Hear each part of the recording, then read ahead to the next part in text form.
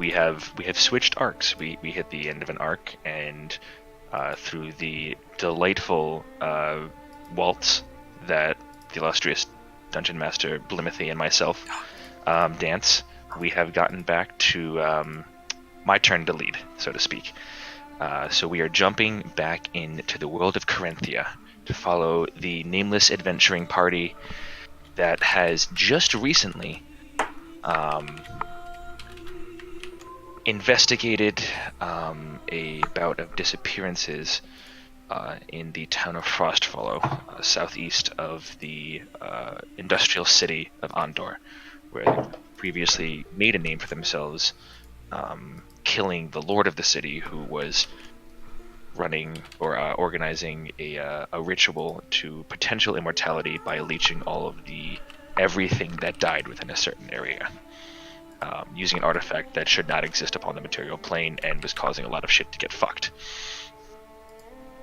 The investigation proved somewhat successful, and through the interrogation of a young man turned turncoat to the forces of darkness, the party learned several things. Not only were there attackers known as Yuan-Ti, a race of fiendish snake people bent on enslaving and ruling the known world a couple hundred years ago.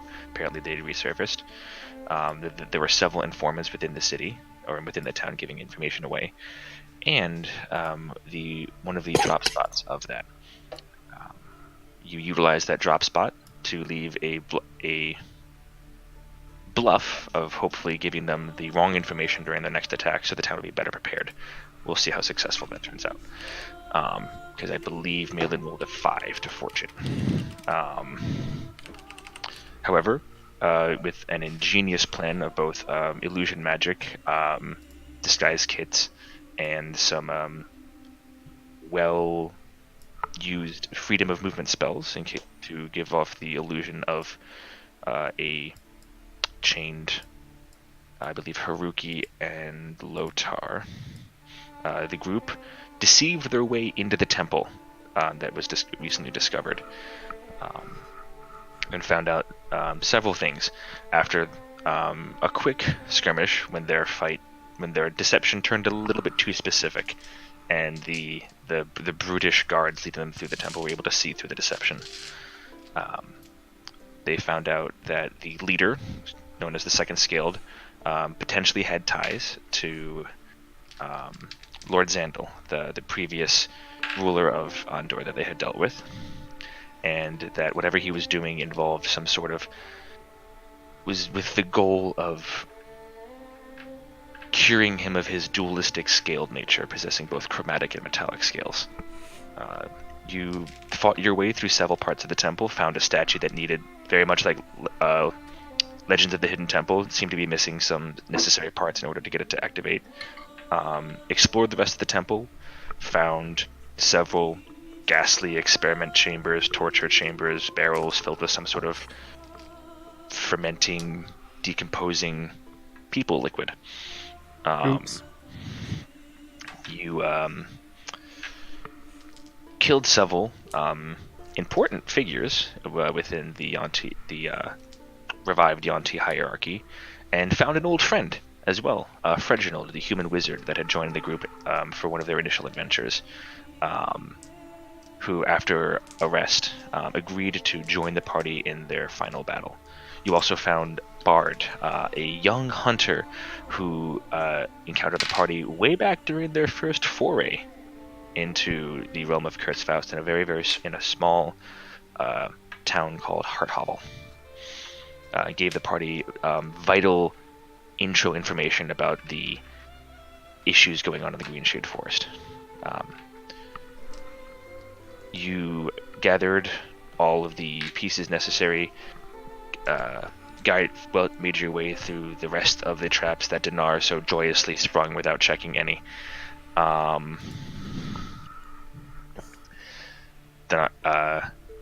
And made your way beneath the temple to face Nadar Naraxis, known as the Second Scaled.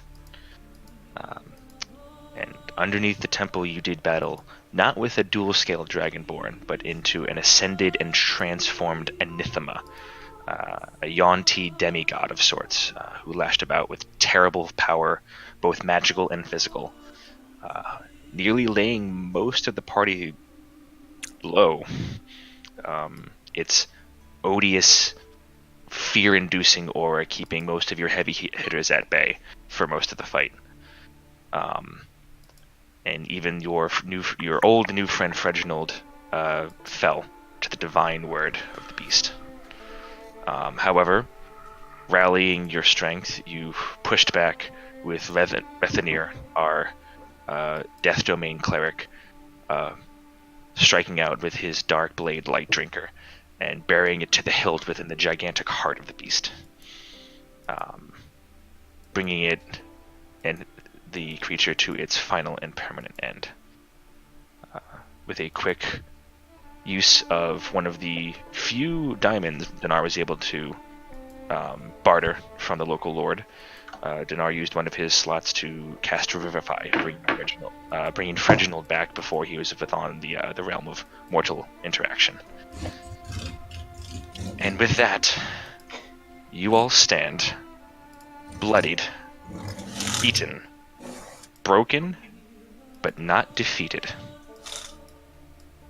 As you look about, the noxious, odious, fearful smell that seemed to just be emanating forever off the body of Nadar slowly starts to dissipate. Those of you who are affected by the fear, over the next about 35 seconds or so, that feeling dissipates, and as soon as the smell goes, you are hit with both frustration, rage, and shame at wondering why such a basic sense could keep you out of the fight for so long. There are several things to note around the cavern as we bring you guys back to it. As with when we hopped back before, please ask questions. I know it has been quite some time. Is Lothar smart yet? You are still at a 5 intelligence. 5 bigger than 4. 5 is bigger than 4, Lothar, yes. Good job. You're muted, Gil. Gil, you're muted. Classic Gil. Classic. Can you guys hear me now? Now we can. Oh, I wasn't muted. The plug came out a little bit. So, Dinar, you stand over Freginald, holding out a scaled, mailed arm, helping him up. Ezyaz is just kind of standing there, kind of like looking, kind of forlorn, like not really focusing on anything, kind of in the direction of the body of Nadar, kind of not. Lothar, the dead and prostrated form of, what was his name? Shakeshkala. Oh, jeez. Shakira. Oh, Shaq, yeah. Shawarma. Lies prostrated before you. The 2 diamonds that sat up as a part of his serpentine headband he was wearing. You grab them. One just looks like a dumb... They're both the same size. One just looks like kind of like a dumb, shiny rock to you. The other one, though, as you look at it and you see that cloven mark down the center, it to you almost seems to glow and burn with a zealotous energy, and you know that this is the eye Groomsh sent you for. Yes. Diamond are forever. Hey, Lothar. Yes.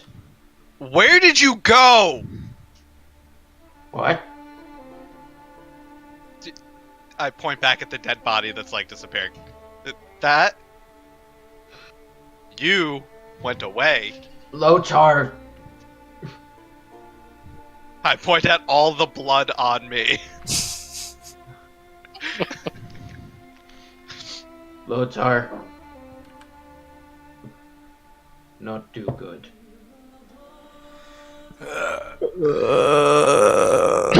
Lothar, it's okay. We all have our mishaps, but next time try a little harder, okay? Lothar, bad friend. No, that's not. No, you just need more training. Orc tribe, no accept. You need more training. Hey, When do I conquer T? Not tonight. We conquer sake. Is T? We can work on tea later. Is T? Yon T? No, tea is not Yon tea. T. No, Dead. no. Yes, Darwin. We've conquered the Yonti. We now need to conquer the sake. Hey, T? guys, Yon Saki? Haruki, Uh-huh. love what you're doing. Rethi, You as you stand up, the sword is still like half buried. Nope, not standing up yet. Just on my back, like. Should I put him down? no. He dying. If Reggie is up, I'm gonna walk over and, like, just not even help him up, just like, you know how when someone's lying on their back, you just look at their face?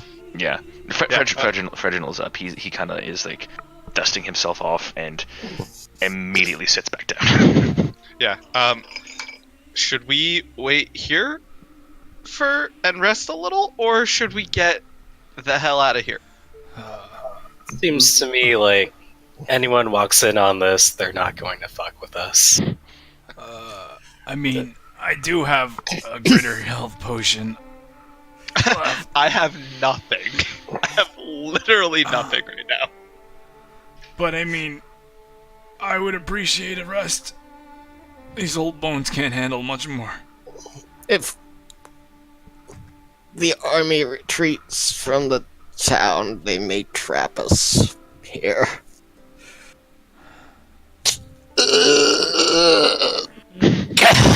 I shall put him down.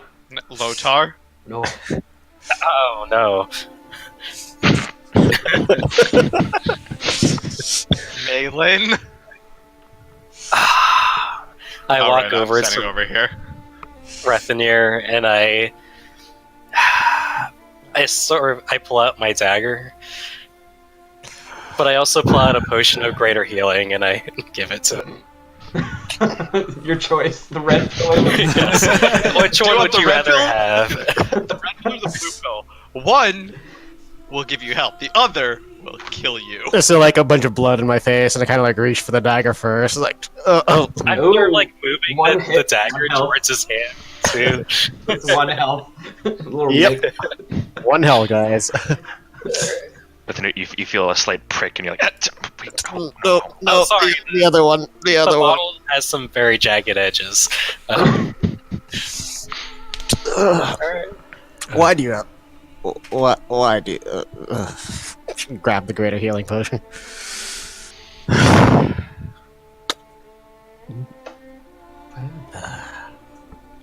I will go ahead and drink my greater healing potion then. I'll grab the shiny. And I guess then I shall roll for that. just kind of throw away non-shiny. okay. Both Rethanier and you with a higher passive perception of 10. You all notice Lotar obviously pocket one of the 2 diamonds, and then very obviously throw one of the other ones off somewhere into the kind of clatters. Pretty big diamond. I go pick it up.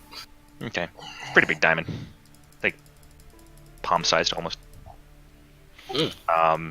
Also, Rethanier, and actually, you know what? Because I don't have to keep asking this. If I could please have all of your passive wisdoms or passive perception. Perception? Yeah, You don't need to know mine.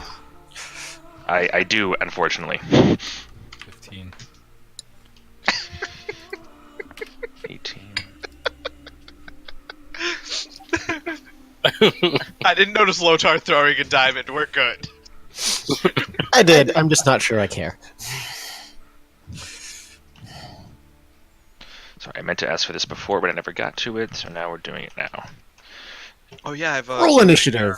That's, roll wisdom initiative.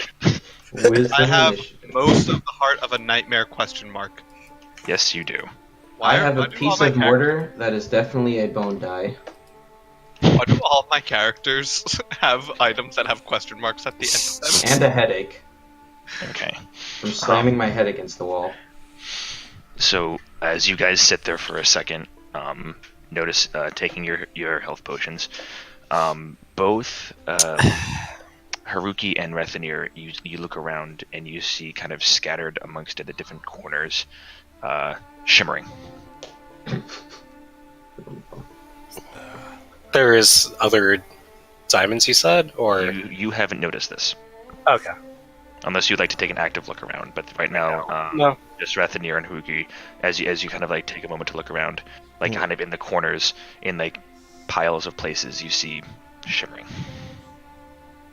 Like the various like phosphorescent like mosses and I give Rethanir a look and I say, it's probably not dangerous, right? What isn't? I do not sense any immediate danger, although this is a foul place. But perhaps we could spare a moment to see if Dar has left us anything of use. What are you guys talking about? There's a couple shiny spots Oh. there. No. I'll help someone look. And no doubt some of the wealth of the town has been brought back here. If so, it should be returned to them in full. Kind of look over at Malin.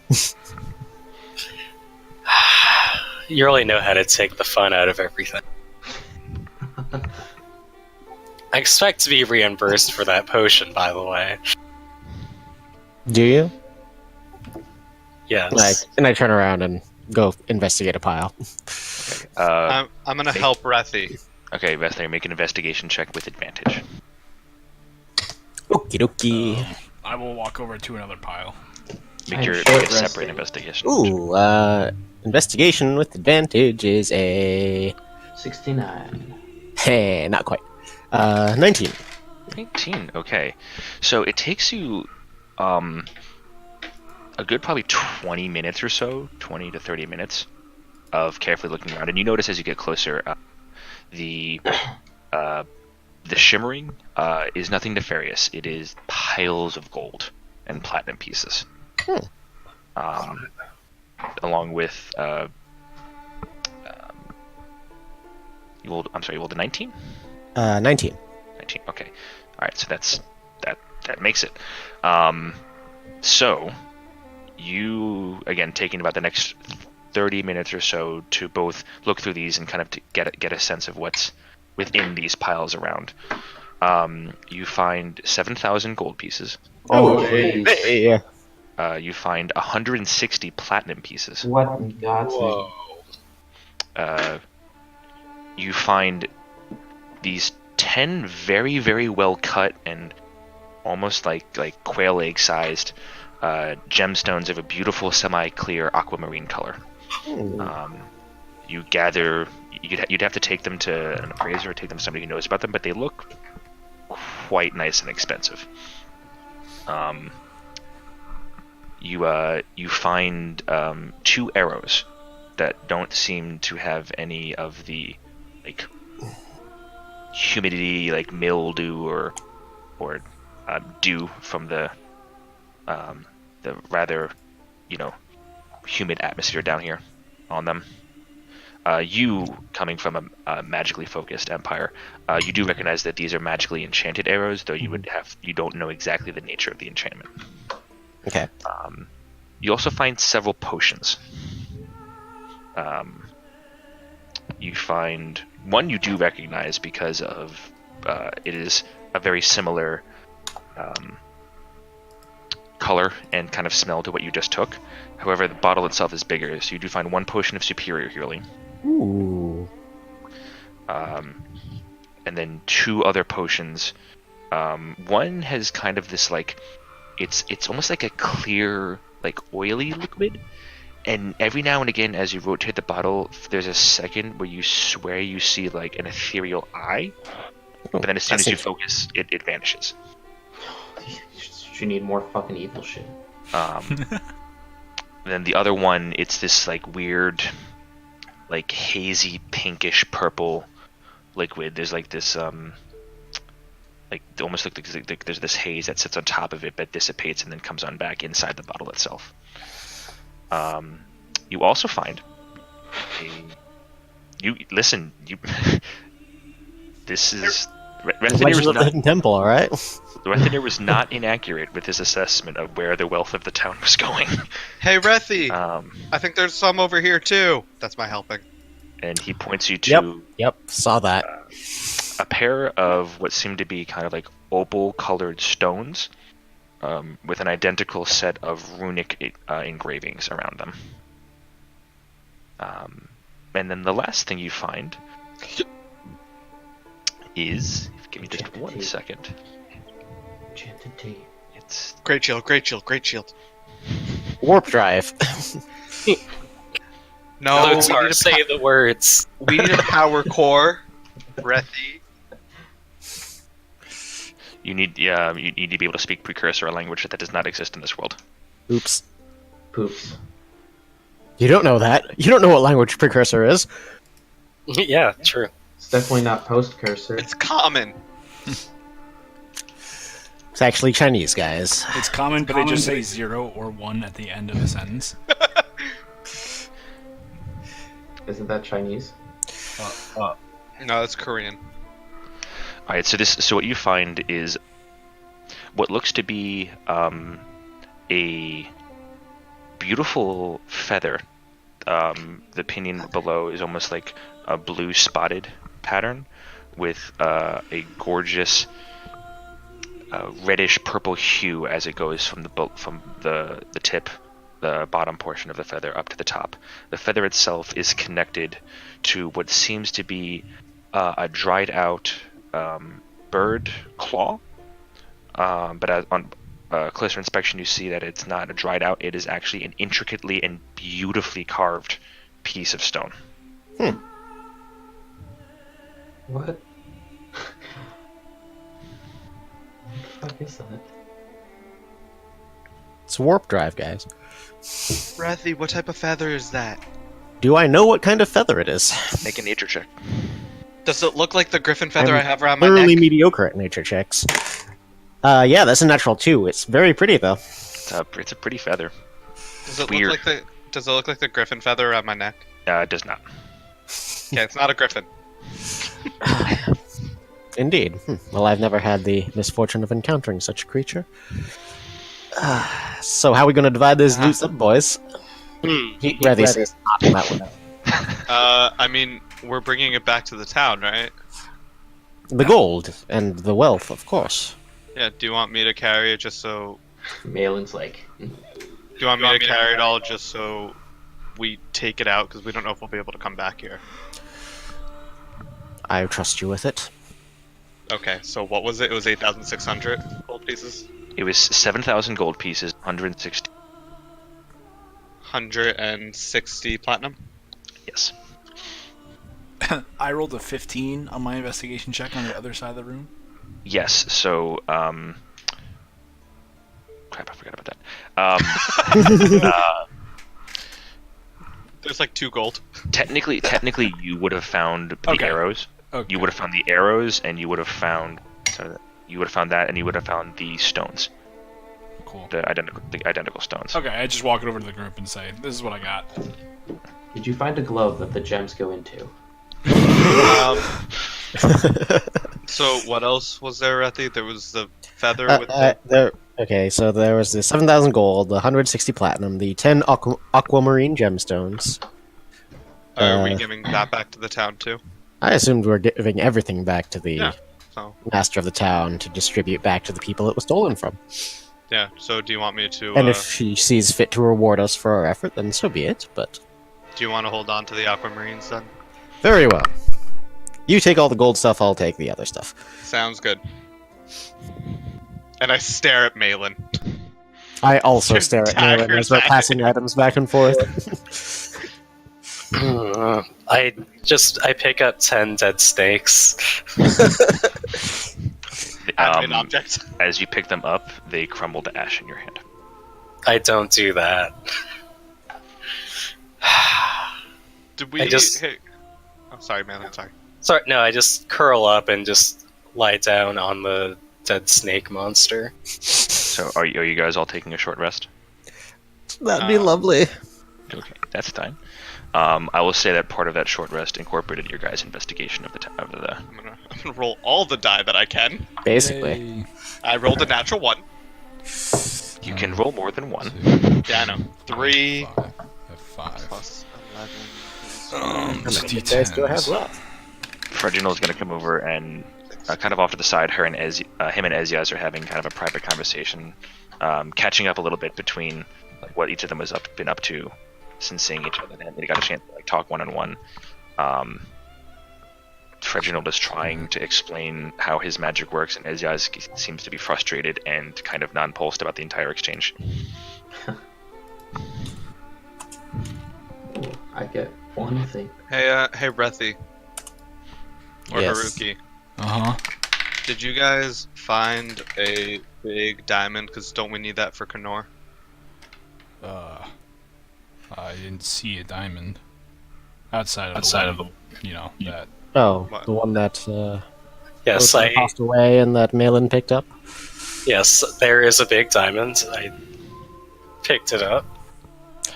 I believe the cleric asked for one worth 1,000 gold. And in your expert opinion, would that one be? He took his headphones off. You're going to have to ask him. Sorry, no, I heard it. In my expert opinion, it is... Malin, do you own a jeweler's kit? No. No. Okay, then just make a straight intelligence check. Great.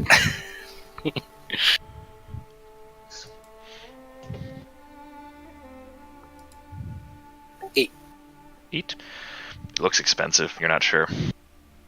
It looks expensive, but I'm not sure if where I found this, but in my notes I do know that I already have a diamond worth 1,000 gold. What? I don't know if I found that earlier or...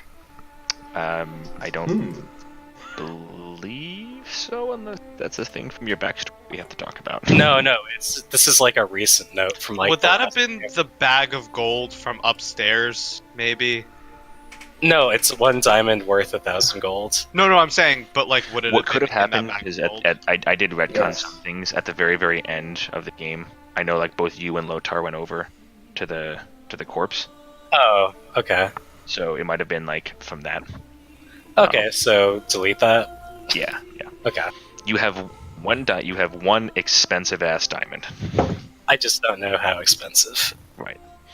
Okay, cool. I guess the cleric would know best.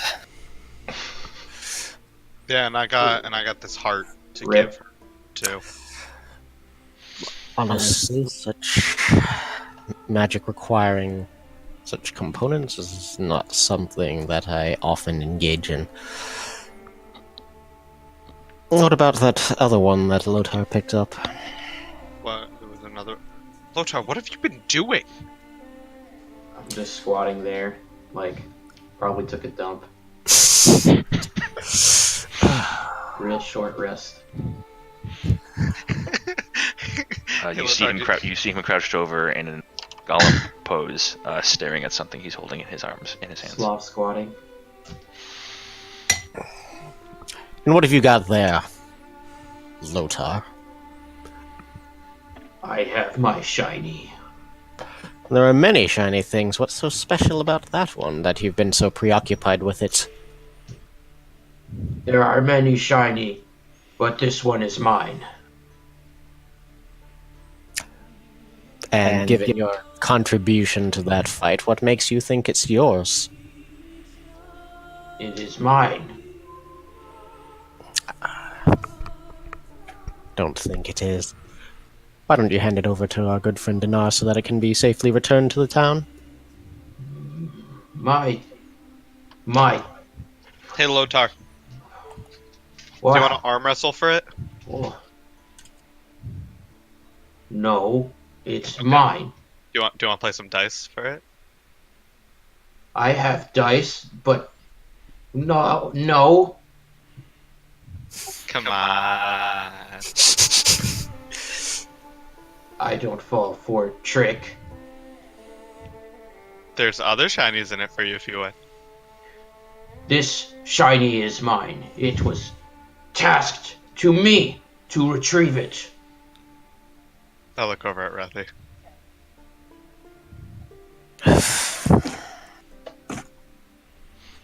Bethany, how close are you standing to Lotar? Did he actually just take a dump? Yeah. Then maybe like 20, 30 feet. Healthy distance. Prestidigitation. I just shrug and it's like, now that we've recovered some of our strength, perhaps we should be gone from this evil place, lest the army return and... Kill us all. Yes. I agree. I limp forward. See you, Freggie. It was good to see you again. I'm coming with you back to town. Bye, Azia. Before I walk away, though, I do just want to take a little sprinkling from my flask of holy water and just incant a little ritual over the rotting away remains of that thing, just getting it good riddance. Okay. Actually, can I ask a question too? After he's done and before we do anything else. It's a good thing you go back over as well because you left your sword embedded in its heart as you entered out. Oh, yeah, probably grab that. It's still slurping up blood. And Doing a really good job cleaning the place up. Slightly moaning. you pull the sword out of the body. It is bone dry. Oh god. And I just ask it, satisfactory? You don't hear a response, but you feel a tingling in your hand. And you look down at your hand, Mm-hmm. and it's withered and atrophied, bony. You blink. It's back to normal.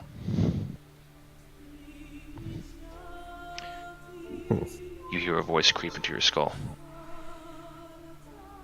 You've done well.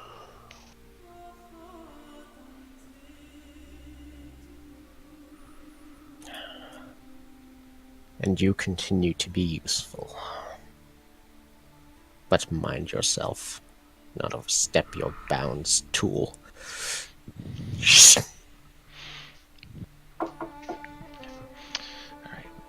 Do you guys make... Oh, sorry, go ahead. I'm sorry, you want to do a thing too. Yes. Yeah, I'm just wondering.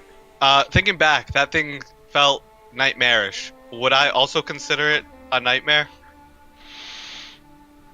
Could be argued. Sure, let's try to take its heart. Okay. Rethnir did stab it with a sword. So there's a pathway in. Okay, alrighty. I'm gonna ask you to roll... I'm gonna ask you to roll both a medicine check and a dexterity check. Great. In that order, please. Two things I am. Well, this is Oswald. This is more about being able to isolate the heart and then also cut and move it in a place where you're not going to just wrench it out. Okay, so let's start with the medicine check. I rolled a natural 11, so 10. Okay. And you said dexterity check. Right. So first things first is you take your sword out. And you like kind of holding it like one hand on the hilt, one hand half of the blade, and you kind of start sawing open a little bit more the wound that Rethnir had left. It's not pretty, and you kind of sort of have to like pry a rib out of the way or two, like one or two times. You guys hear this like awful wrenching, snapping sound. Can I use my sword as a knife and take out my trident and use it like a fork? Oh yeah, no, it's like total like God of War PS4 version, like on the bridge to Helheim. You are now just like prying open. You're sprayed with this foul purplish red Are blood. you like smiling while doing this like a fucking weirdo? I'm laughing a little bit. Rethnir, whatever you did to sanctify the body has been thoroughly despoiled. But I you- prestidigitate myself a couple times. Okay. So you have a rather hacked and rather ugly hole, but you do see what looks to be the heart of this creature with a very, very distinct puncture wound. And for dexterity, rolled an 18. 18. Okay. So it takes about another 4 minutes or so, because you realize that maybe you're a little bit too overzealous getting the rib cage open, and you kind of calm down a little bit. And you are able to carefully and over time pull the heart out, and with all the vessels cut away, so you have, while intact, still a hole in it. So mark in your inventory 1 damaged anathema heart. How do you spell that? A-N-E. A-N-A. Close enough. Anathema.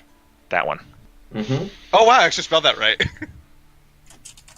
Okay. Look, I'm really hoping that it's like diamonds for spells, where I'll have most of one, I'll have the damage of another, it equals a whole.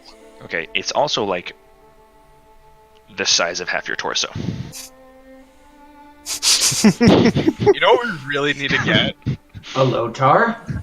Do we have a bag of holding at all? You do. Rethanir has it.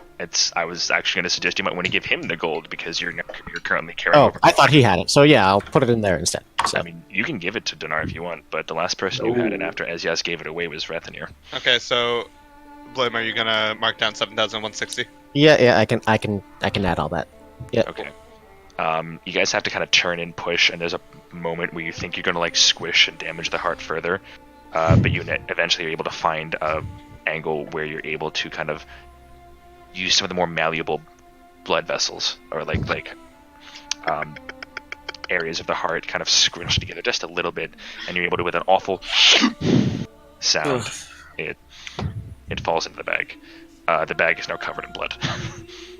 Listen, I don't feel Prestidigitate bad. that too. This guy was an asshole, I don't feel bad. Oh, I'm gonna have to clean out everything in there now. So you guys start making your way out of the temple, and as you do, it's eerily quiet, but that's not entirely out of character for how you made your way into the temple, as it was initially very, very dour and silent. Do you head out of the temple directly, or do you continue to explore the temple more? How much gold was upstairs again? Did we leave like a ton of it, or was it just like... Well, there's still the snake statue that we never figured out. Yeah, we did. That's how we got down. Yeah. Oh, is it? Oh. Yeah, I mean the one we figured out, yes. Please, how did you get down here? Oh yeah, try. we got down and broke through the... I thought we gave up and just went downstairs. No, we had to open up the snake statue to get downstairs. Yeah. Hey guys, let's give up on the side quest. The main quest is down the stairs right here. No, so I'm assuming we're just leaving, correct? Yeah, I think so. If we have the opportunity to return in force once the monsters learn their leader is dead, then perhaps we can do that. But I think it would be unwise to tarry here. I agree. And remember, on the way out, we did kind of bypass that one group, though. I don't know if they'll still be there, so let's be ready. Should we bring the head of their boss with us? Just so they know we mean business. That might not be a bad idea. Will they recognize the head of their boss? We can bring both heads. This lieutenant's head. There are 6 heads. I take out my fork and knife. Do I need to go back down there? They are each about most of the size of your body. Nah, fuck that. How about Shaquille's head? But I don't know if that's his name. Shakshuka's head. Shakshuka, yes.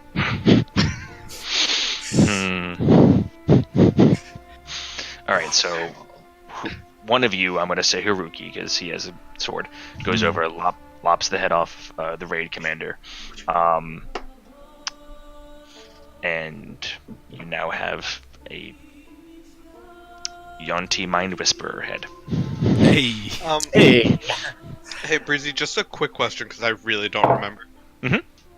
Did either of the two people use a weapon against us? What do you mean? Like, did either of the two big bad evil guys use like a weapon against us? The Mind Whisperer had kind of like a basic like scimitar, like a long curved blade, and he wears a type of like kind of rusted but kind of customized, like in terms of like to fit his body set of like breastplate. Does it look special in any way or no? It looks functional. Nah. Okay. You haven't seen many other Yonti wear armor, but it's not like it's tough to say. Does the sword look special? Did it do anything special? I really don't remember the fight that well. No, it's fine. It did not do anything. From you remember, it did not do anything special. It looks well kept, much more so than the armor, but it is not. It doesn't. It's like not jewel encrusted. It doesn't give off any like fancy aura. Okay. You being attuned to the nature of good and evil, you do not sense anything nefarious about it. And can you just remind me? Mhm. That halberd that took out like 3/4 of my health that one fight. Mhm. How big was that thing? I mean, it was made to be proportionally big enough for a creature twice your size. So it was probably 6, 7 feet long. Okay, so let me ask this question. Would it be unwieldy to like just walk it back to town, or would I be like dragging it behind me? You could like over your shoulders Yeah. carry it, but then you'd be at disadvantage, like super disadvantage for all of your stealth, and You don't remember Tadar. and you'd probably be like down 5 feet of movement because you're constantly having to move it through trees. Then again, it also seemed to be pretty magical, so you don't entirely know if it will change shape once attuned. If it is an attunable item, it's something you'd have to spend some time with it. Okay. Do you guys mind before we leave if I just go grab that halberd? So long as you don't go alone. It is 2 stories up from the main floor. I'll go with him. And also, just before we finally leave this terrible dank chamber, I don't know if this was part of the general investigation of the room, but in case it wasn't, is there anything of interest left with Nadar's corpse? After all, we've butchered it. You guys have been through it pretty hard. Okay. In the brief moment that you saw Nadar before his transformation, he didn't seem to have a lot on him, apart from whatever the robes he was wearing. And recalling the fight, there was nothing special that he did that seemed to be tied to an item. It seemed to be more out of his natural form. Just checking. But yeah, there's nothing about the corpse of the body that gives off the distinction that it has anything of the arcane to it. Alright, so who is going upstairs to look for the glaive? I'll go. I'll go as well. Before we split up, I just remind everybody that there is a battle still going and that we should get there as soon as possible to help. Okay, I'll run. Mind the doors this time. Oh yeah, Malin, do not open them. Oh, right. Yes. Alright, I'm just going Dinar, to stake out the path to the exit and see if there are any enemies along the way. I guess Dinar and Malin, I will follow Reth. Dinar and Malin, you guys make stealth checks. With disadvantage. So the first roll was bad. 16. Stealth? Yep. 10. 10. Okay. You make your way up through the with the rest of the group through the small, very, very narrow, spindling staircase that seemed to be rough cut into the ground itself, up to the through the snake statue from before, cloven in half and painted in white. You the rest of you guys wait in the main chamber while both Malin and Dinar abscond further out. Malin, you keep a pretty good eye about. You're stepping rather carefully, and you, as you guys are about to get up to that third floor there, you think you hear something, and when you hear it, it's the sound of Dinar's pauldrons scraping against the stone, and you shoot a hand out to stop him to move, but it's not before you hear the that kind of echoes for a little bit. Does it sound like one of those zombie things? No, it's the sound of your shoulder hitting stone. Oh, okay. Why'd you stop me? You didn't hear that sound you just made? What sound? Just don't do it again. You know what you did. Look, I'm not used to this big of a body. That doesn't make sense to me. You guys continue onward, and you eventually are unmolested and unaccosted. Find your way to the main chamber of this weird abomination that had fought you guys. There, the corpse still lays, somewhat dismembered from both Lotar's finishing move as well as some of the scales that Malin taken from it. And there lies the long, vicious-looking, curved glaive.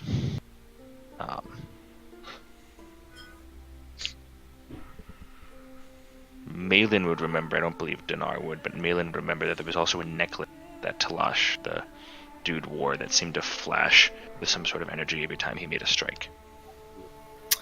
Alright. Oh yeah, I never looted them. Yeah, I go pick up the necklace. And I'll take the glaive. Okay. You guys take them and you start to walk, and there's this weird attraction, and you guys start to find yourself unconsciously walking towards each other. Oh wow. Baby, Malin, baby. Malin, why are you trying to bump into me? What? No, you're doing that. Stop it. No, I walk away from Malin. As you walk away, Malin, you feel the necklace in your hand begin to pull towards Dinar. Malin, I told you to stop.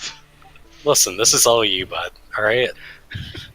You realize I think we have the two stupidest people except for Lotar doing this. Listen, I know we've been through some stuff, but really, it's fine. I'm not really into that. Malin, I'm literally walking away from you. By the way, I think we're walking while we're talking. So, Dinar, as you walk along, you pink, pink, pink, pink, pink, pink, as this large, oversized glaive, and as you keep walking, pulled almost out of your hand towards the glaive as Dinar keeps walking forward. I think this necklace is supposed to... Well, okay, do I know that it's going? It's pretty obvious at this point. Okay, alright.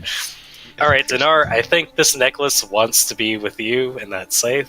Ooh, can you let go of it? No. No, I want to see what happens. I want to see what happens. Fine. I let go. Okay.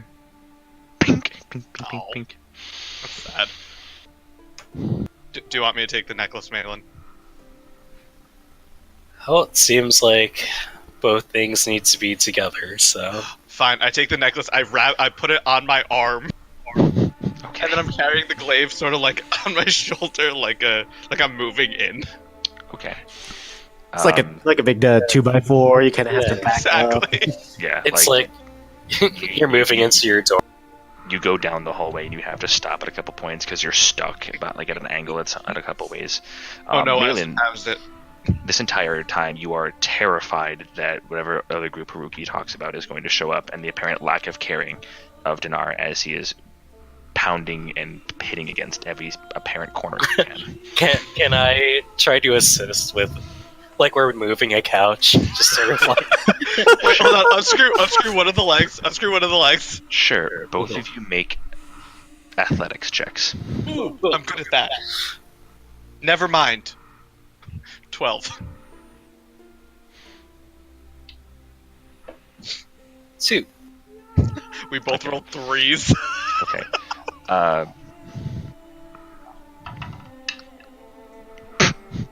Malin, you suffer 12 points of damage.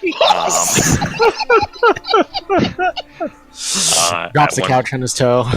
At one point, as Dinar is definitely like trying to like move it around the final corner, you slip, trying to like give it a good like preemptive push to try to like almost like push him around the corner using momentum, but you misjudge where Dinar's stepping, and as you do, your hand slides along the complete length of the glaive.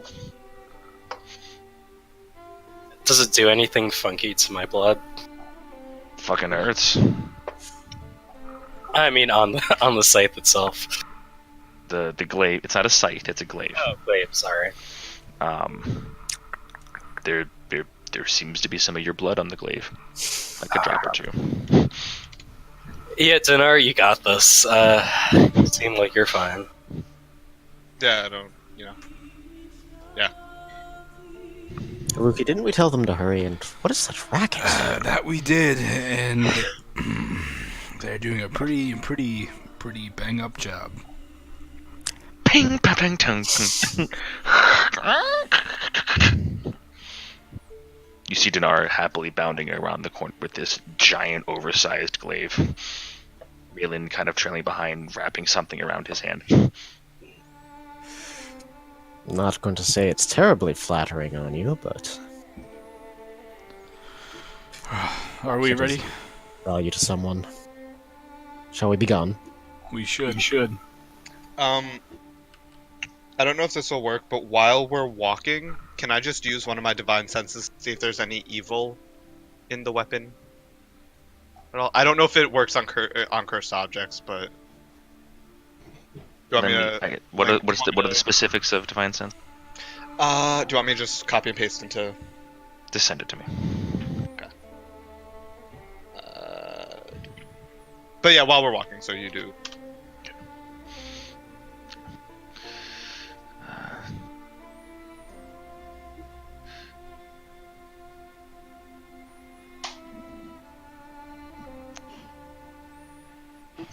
So you spend some time and you attempt to delve into the nature of this weapon, and from that you do not sense any celestial, fiend, fey, or undead influence. Good enough for me. You have not found a Hexblade's pact weapon. I'm sorry.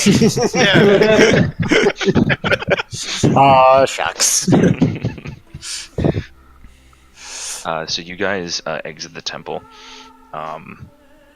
and it's later on in the day. I'd say pushing evening at this point, because you guys camped out about halfway between Frostfollow and the temple, and started pretty early. You took a couple rests inside the temple. You made very, very quick progress throughout the temple itself, but you guys did take a couple rests. So I'd say, but you could travel and probably get back to Frostfollow, but it'd be pretty late at night. Like, potentially in, like, the midnight past. Like, midnight, 1 a.m. The battle may still be going on. We should get there as soon as we're able. I agree. But if we show up half dead, how much use will we be? I mean, I don't know about you, but I'm not half dead. More use than if we don't show up at all. Yeah, Malin. Hey, Rethi, how are you feeling? Much of the power I am able to spend on my lord's behalf is spent, but I can walk. Okay, on a scale of 1 to bloody. Alright. Do you have an extra potion that maybe I can hold on to in case we do get into a fight? Oh. Of course. You want a greater, or you want the shiny superior one we got? Honestly, whatever you want to give me, I'm just fairly bloody.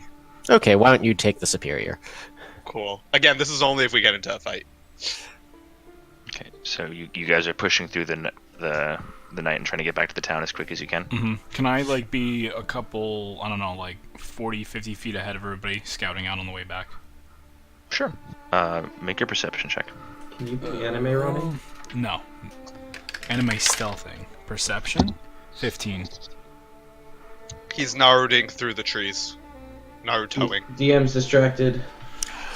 Quickly strike! Clink, clink. Don't worry, guys. Clink, clink, clink, clink, clink, clink, clink. Clang, Quick, tag Clang. the other Clang. DM in. clang, Look. clang. Guys, don't worry. I learned to not put. Oh wait, Dinar actually never learned to not just randomly put stuff on. I forgot about that. Oopsies. It's time Is for you to it- step in. Is it this campaign where you have something in your pocket that you still haven't noticed? No, I have that, and we used it. Right. Yeah, it's when I stripped one time. I finally realized it like 3 days later. Okay. Sorry about that. Haruki, what did you roll? 15. 15. Okay. You keep what you feel to be a pretty good eye as you guys go along. It's tough going, and everybody who is in any sort of armor is definitely huffing and puffing by the end. So that's pretty much all of you but Malin and Lotar. So Lotar is probably the leading at this point. Would be leading the pack behind Haruki. And you guys travel for a couple hours, both through fast walking and intermittent jogging. You're not really worrying about stealth with the sense of urgency of wanting to get back, with the hope that there is some semblance of a town left. And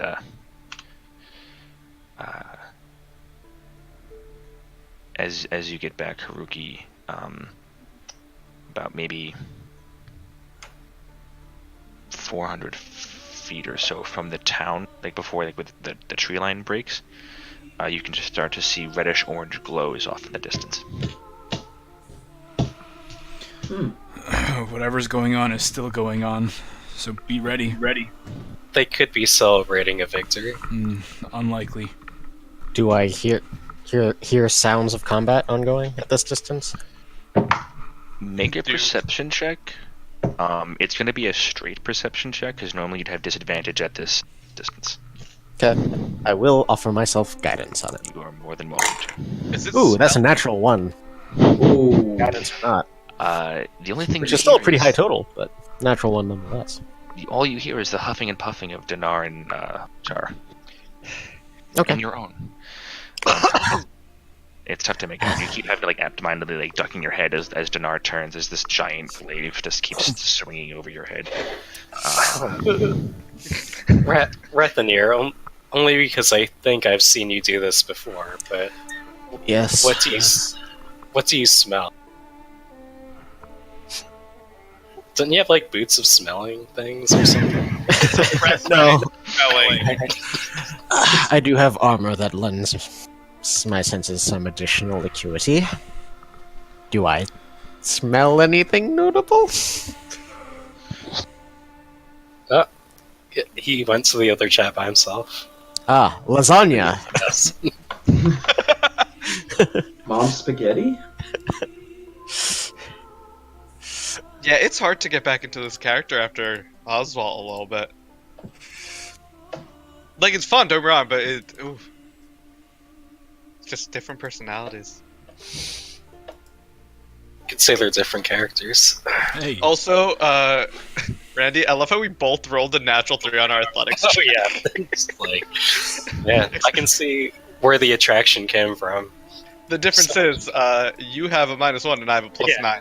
Well, yeah, slight difference. Just a little. You can definitely say I've never taken 12 damage moving a couch before. So. You haven't? Yeah, no, I definitely have. I don't know. I mean, remember, the average person, commoner or guard or whatever, has 10 hit points. So, Yeah. I've never 12, been. 12 damage is a couch falls on you. Few stories up. Hey guys, Are you saying I that know I'm it's just been a while. common NPC? Because I think I'm the hero Yes. in my story. I mean, yeah. Well, you're welcome. Okay, yep. You're the hero of your story. Hey. Hey, I just want to point out, just a little reminder. Dinar tells you before every fight to stay near him, because he is friendly to all of his friends. I don't know what that means. But he's okay. friendly to all of his friends. Listen, I got a lot of auras. You want to be part of it? Oh, Does that okay. does that include me, Dinar? Try to keep up there, bud. I'm a big fan of your auras. They're pretty clutch. Listen, when you're with me, your highest saving throw is double digit. I'm assuming. Yeah. What? It's +4 from your aura? Yeah, it is. Yeah, then makes my wisdom +13. Ah, fuck you. I'm at 12 for charisma.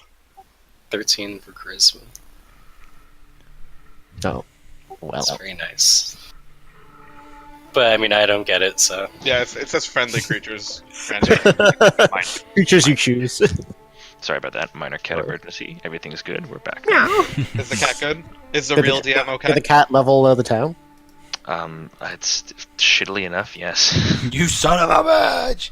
You find you come back and all of you see is a orange tabby cat, roughly 100 feet tall. That's what I the orange pointed at fire it. was! I point at it and yell, Barrack Ungard! Oh man, what a great callback! Thank you for paying attention before. I have my notes. They're written down in pencil on my character sheet. Okay, so I think I asked Rethanir to do a smell, or he asked if he could do a smell check. Yes, I asked skeptically, and then assumed I smelled lasagna. I guess smell check again as a straight roll. Okay. Ooh, well, that's not a natural one. That's going to be a 14. 14. It's tough at this distance. It smells like the woods. It smells like the woods, and sweat, and blood, and copper and iron. Lothar you guys- didn't wipe himself. It's just very overpowering. You guys press forward, and as you get closer, you hear several. They continue like a slowly patterned continuation of several bells going off. Ding ding ding ding ding ding ding ding ding ding ding ding ding ding ding.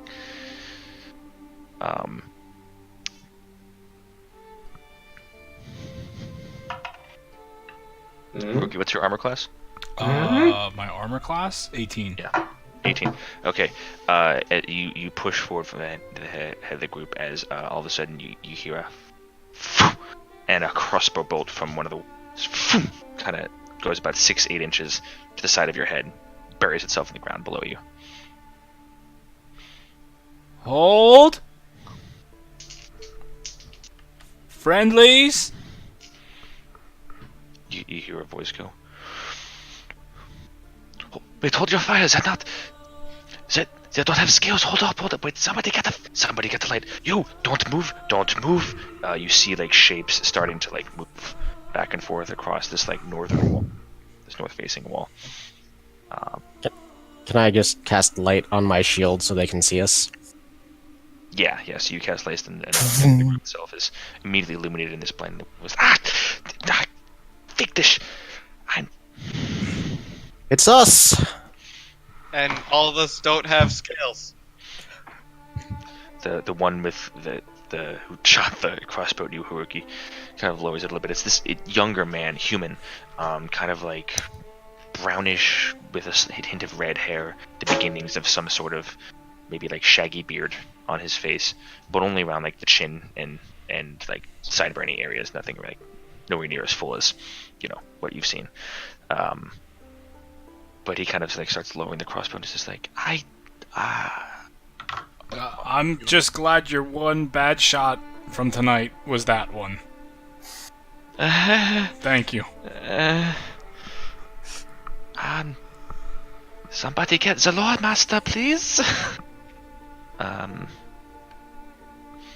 There's a slight grating of wood, and you see one of the gate on the northern wall is like one side of it is open ever so slightly. We Can head we in? come in? Yeah, I guess. So, We approach the gate. Okay.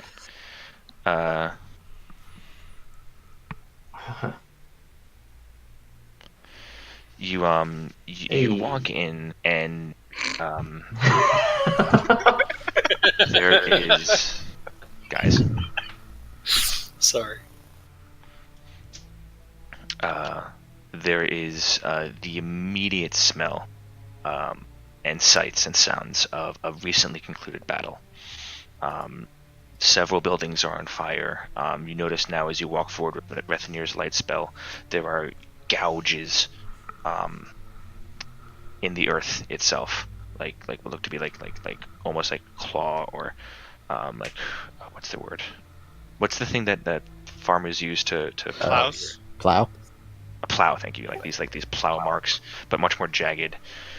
Bodies of both Yanti and members of Frostfollow, the town of Frostfollow, are laden out both beyond the wall and inside the town itself. What looks to be a heavy and costly fight took place. You guys are slowly led through the town towards the lawmaster's abode in the center, large square structure, and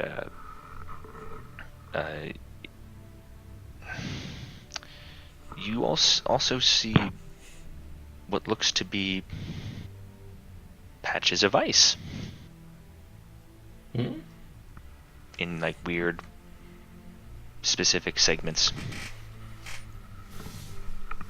about 30-40 feet in length. Which entrance did we come in through? The mill gate? You came in through what is the mill gate at the north end.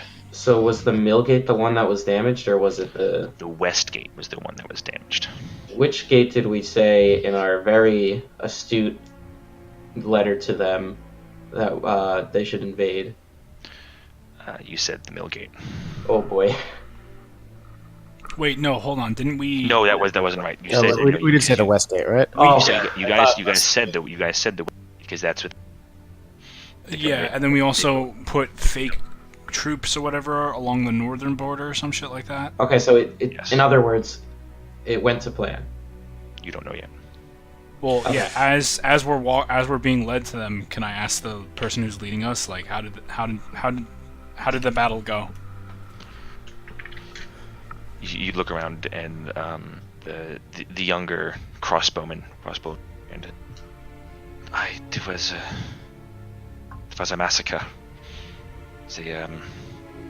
We prepared for them to come from both the west side with the tools that you told us to put down, and they did. Initially, they did. They broke themselves upon the traps of the western wall, and they seemed to avoid the northern wall altogether. But they amassed in numbers we could not imagine and forced their way through the hole on the western gate while we were distracted in the south. A battering ram, which we've never seen them use before, was brought up, and many of the defenses, the captain, she sent many in reaction to the battering ram, sent many of us to the south, and by the time they moved to the west, there was a paltry force.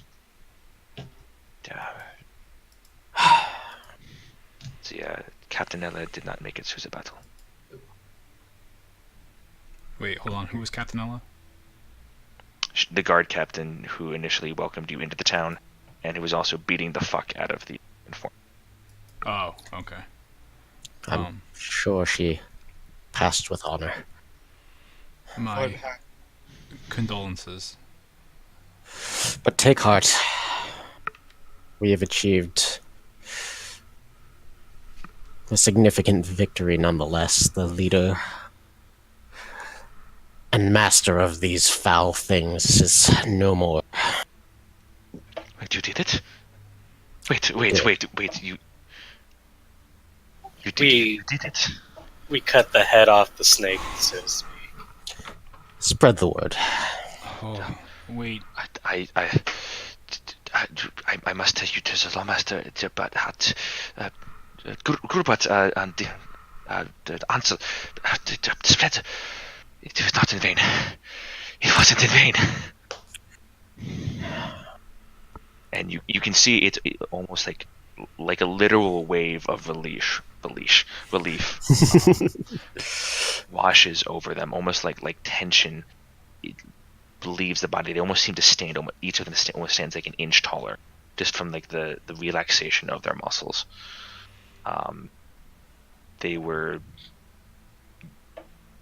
through this brief conversation, some of you get the sense that the town was, some of these individuals were preparing for this to be their last night on Earth, on the world.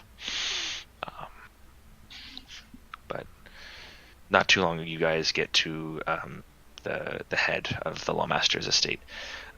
There are 4 guards posted out front behind a barricade, but upon noticing the young man who waves ahead, one of them also, they wave you through. One of the guards also recognizes you as well, the individuals who standing guard when you guys first came to Frostfollow, and lets you in inside the abode, and as he takes you in, the first floor, the first like main hallway area you see has been recently converted to a triage hospital.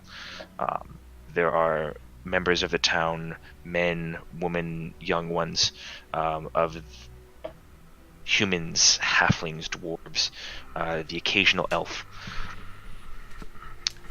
and half elf that you see in various states of woundage and injuries being tended to. It's stuffy, it's compressed, but kind of in past that main hall and like through a side quarter in that same kind of private library that Maitland tried to get into several times. In there you find the Lawmaster sitting in a chair with one leg propped up and a large brace on the right leg, being wrapped with heavy bandages. Well, I take it this means this went really well, or really not. Victory is ours. The master of these abominations lies dead.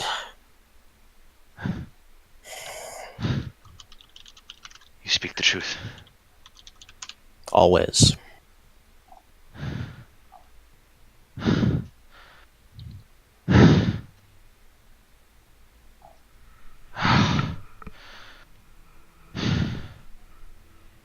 Captain Ella would have been proud then.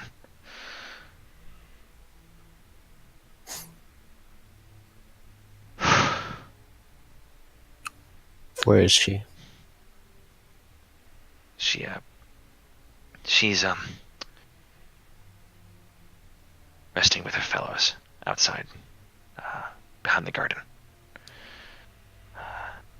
They'll be they have sheets and blankets over them. They'll be put to proper rest in the morning once we have been able to manage some more of the living. Oh, careful, Ansel. Careful. Sorry, my master. Sorry. This skinny half-elven woman is like trying to like tighten one of the bandages. So you did it. You brought low whatever was the master of these creatures, and for that I'm grateful, but your strategic skills need some improvement. We were deceived. Whatever you planned to plant them didn't work. Lost a lot of people tonight. And don't get me wrong, I am truly grateful that this blight upon our town is gone, but we paid a heavy price. And make sure you tell my cousin that when you go back to Andor. I can tell her tomorrow. It is regrettable. I'm sorry. I'm glad that we have enough people left alive to feel the losses that we have, at least. What did you what did you find? In addition to a whole nest of foulness and alchemical ruin, no small amount of wealth that we believe must have been taken from the town over the course of the raids, and I'll get out the bag of holding and start pulling things out. Her eyes just go wide as you are pulling fistful after fistful. There's a point, you get about halfway through, maybe, not in this room? Her attendant is just like... Oh, well, if there's another room that is more suitable, then I start putting it back in. Okay. Down the stairs to the left, tell Handel, tell him, I told you it's okay. So you go down the stairs. There's a kind of like a storeroom with a guard over it. He give him the okay. You spend a couple minutes. You dump the gold out. He gives you a similar expression, and he immediately stands much stiffer and more proper in his stance.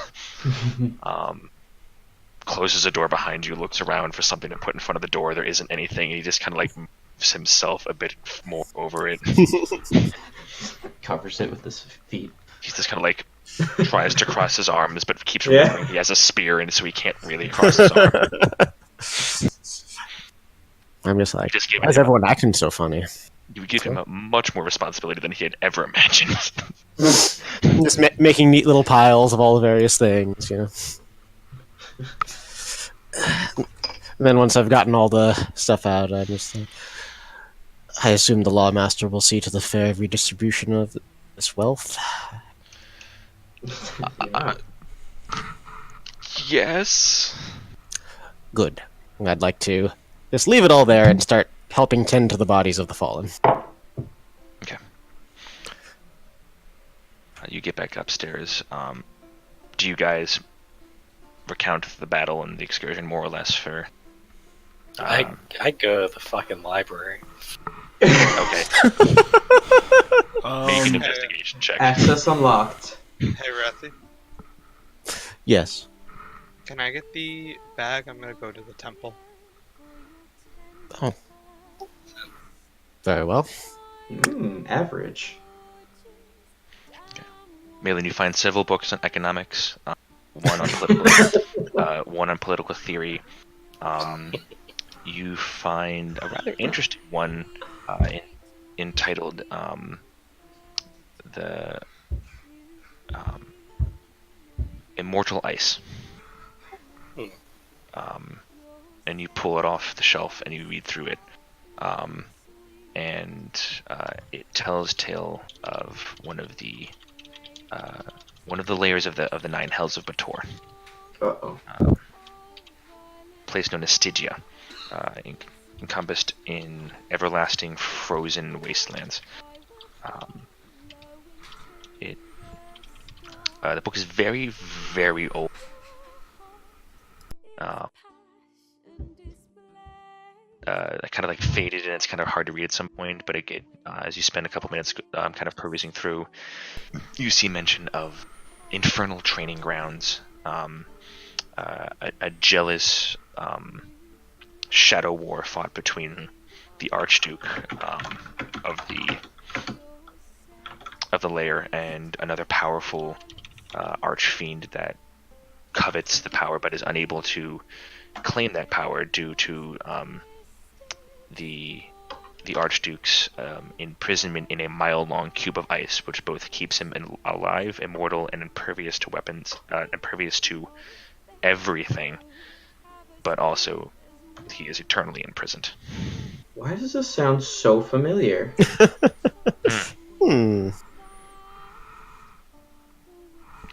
Sure, it's nothing. Yeah.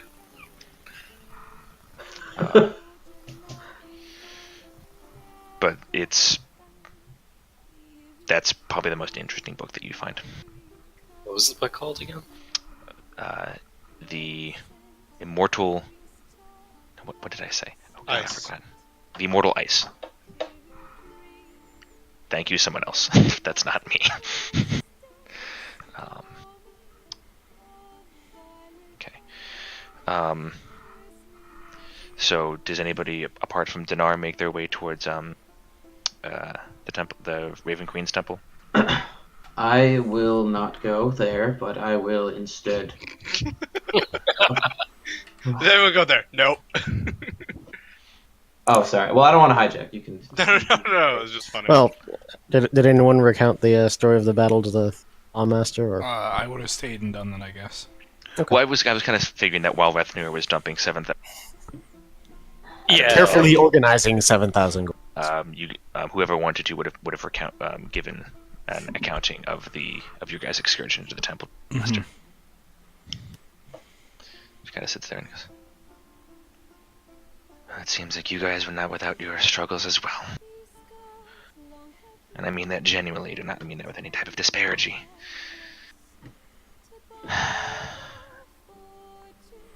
This night really exacted a heavy toll. We'll have to take a better accounting of it in the morning.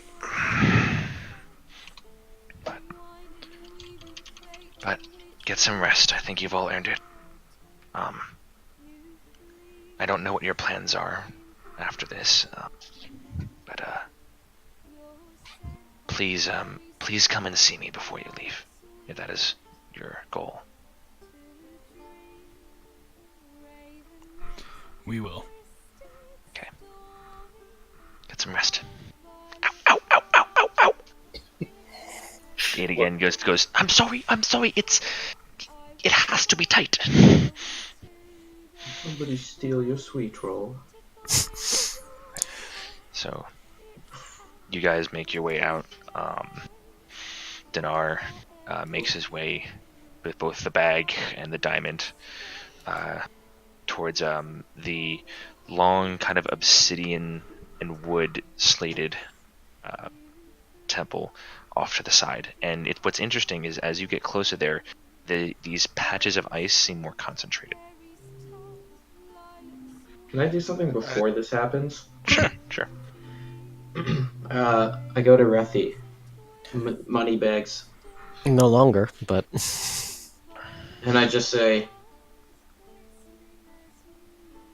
"You have accepted me into your tribe." have And- we? He stares confused because he's like, "Oh, I was with them and fighting and stuff." Complete your thought, Lothar. And even though I would not mate with any of you,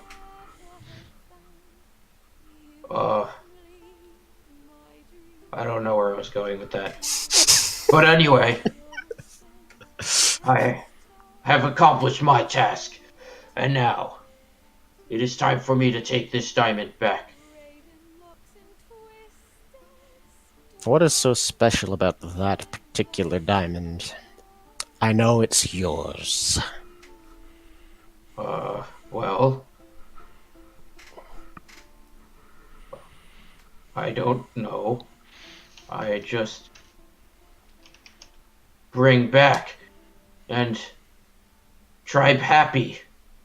That's why it's important. Insight check.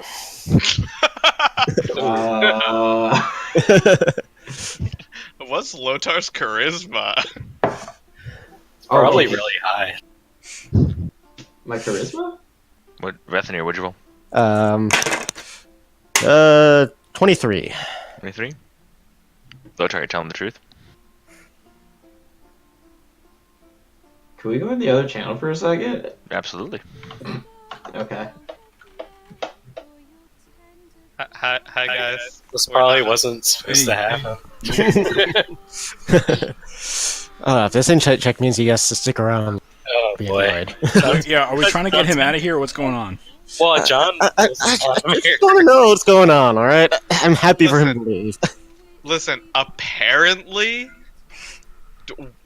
whoever rolled for me to get this nightmare heart didn't roll high enough, so I don't even know if this is gonna work.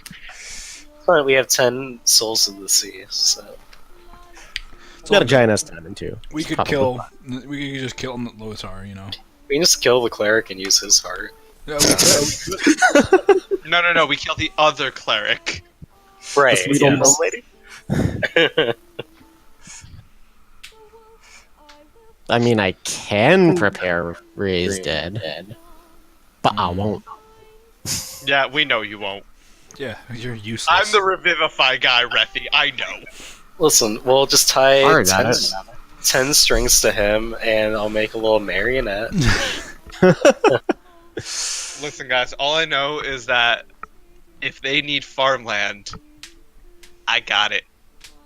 I got a spell that's great for that. It makes farmland. No, Basically. if I do it for 8 hours, all plants in a half-mile radius are enriched for a year, and they yield twice the normal amount of food. I have a scroll of elemental bane. I don't know what it does, but I feel like I feel like you should cast that on a little child. Please don't. I'm actually curious. Elemental Bane 5e. I'm curious what it does.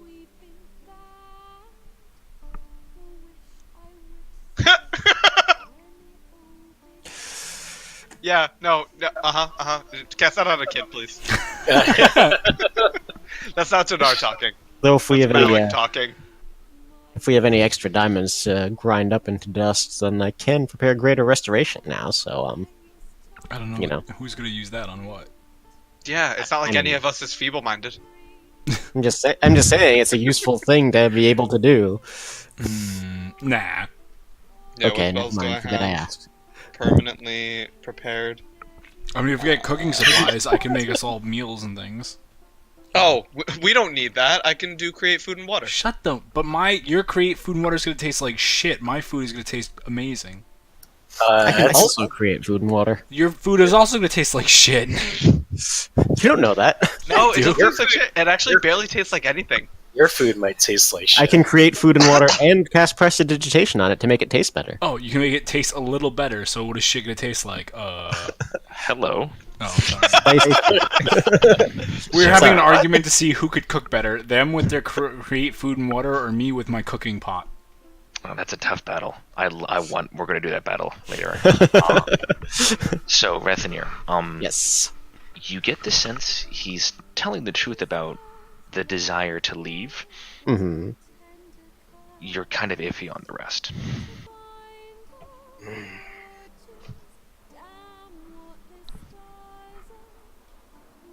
Is everyone else still here? Or Yeah, I'm We're in the Or- beginning. come over to me You guys are kind of traveling in a. You guys haven't left. Like you guys are standing outside the barricades of the Lamastos building. I look over at Dinar and Haruki. I'm fine with this one being on his way. With his shiny. If you are. I walk up to Lothar and I say, from orc to orc, it was a pleasure fighting with you.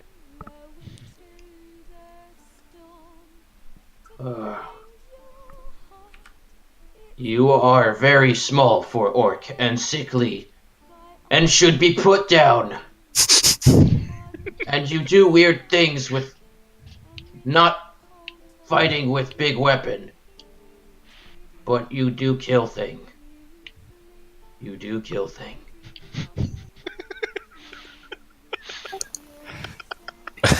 Yeah.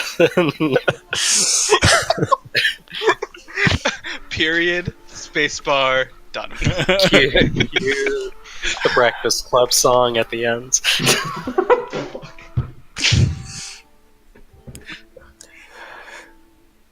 Right, yes, okay. And I walk away. I will walk up to Lothar and be like, I'll extend a hand. Do I see tea in his hand? No tea. No tea. Any yawn tea? Alright, I put my hand out. It was a pleasure fighting with you. And should you want to stay, I have no problem with you staying. But, should you go, I ask that you keep following the way of the tea. And once you've truly mastered it, find me, and your next part of your training shall begin. I have many trials ahead of me. And I grab his hand, and I say, diamonds are forever.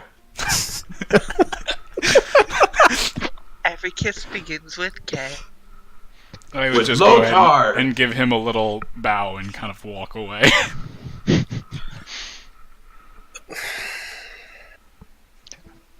I wait for the rest of people to approach me or not. I just look at you kind of confused and farewell. Bye, Felicia. And then I walk out the hole in the west gate and go bye-bye. You watch as he kind of resolutely walks towards the western gate, then starts to go a little bit north towards the hole, and they kind of like half shoved poor like dwarf dude who is carrying like a load of rubble away. Falls down. And disappears into the darkness off to the west. He doesn't look back. Well, guys, that was weird. I mean, Not sure what that was, but neither we all- am I, but I think we all dreamt the same thing, because he didn't fight anything, he just kind of was there. I mean, all of this kind of feels like a dream to me. So, We interceded on his behalf in the hopes that he would be useful in that fight, and it was a mistake. Yeah, let's not follow Rethinir's plans anymore. Ooh. You said that there was more ice on the side of the... Yeah, as you guys get closer and closer to the temple, well, you see a couple interesting things. No, that's not good. Interesting is bad. I don't know what you're talking I want about. boring things! Only boring things! And you see In a bunch war-torn of city? you see a bunch of mundane rocks. My specialty. They are falling. You all die. Again? Nah, for reals this time. Again? As you get closer, you see there's like this weird, like kind of outward stretching pattern in a lot of like the location of this ice, and it goes on for a pretty good distance. As you get closer to the temple, there seems to be a crowd of people shouting at the in front of it. I'm gonna jog up to the front of the group of people. Okay. It's a mix of people throughout, from seemingly like dirty, crusty, some with makeshift weapons. And they seem to be, as you get closer, you see that they're in two different groups, each one about 10 to 20.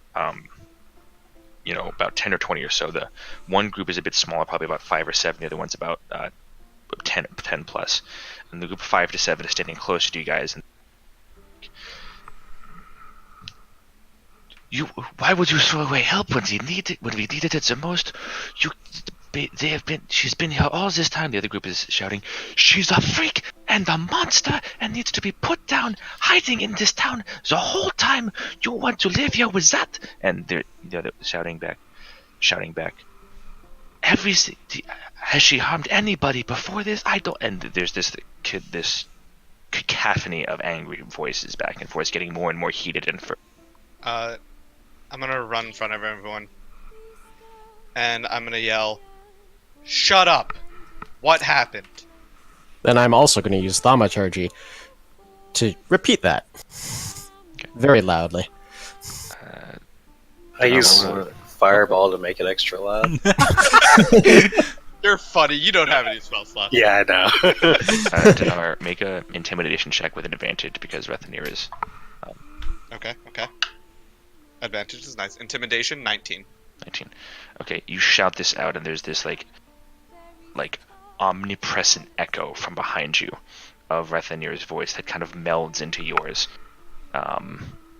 This like terrifying echo of feeling, and both sides just stop. Meanwhile, I'm carrying this huge ass glaive.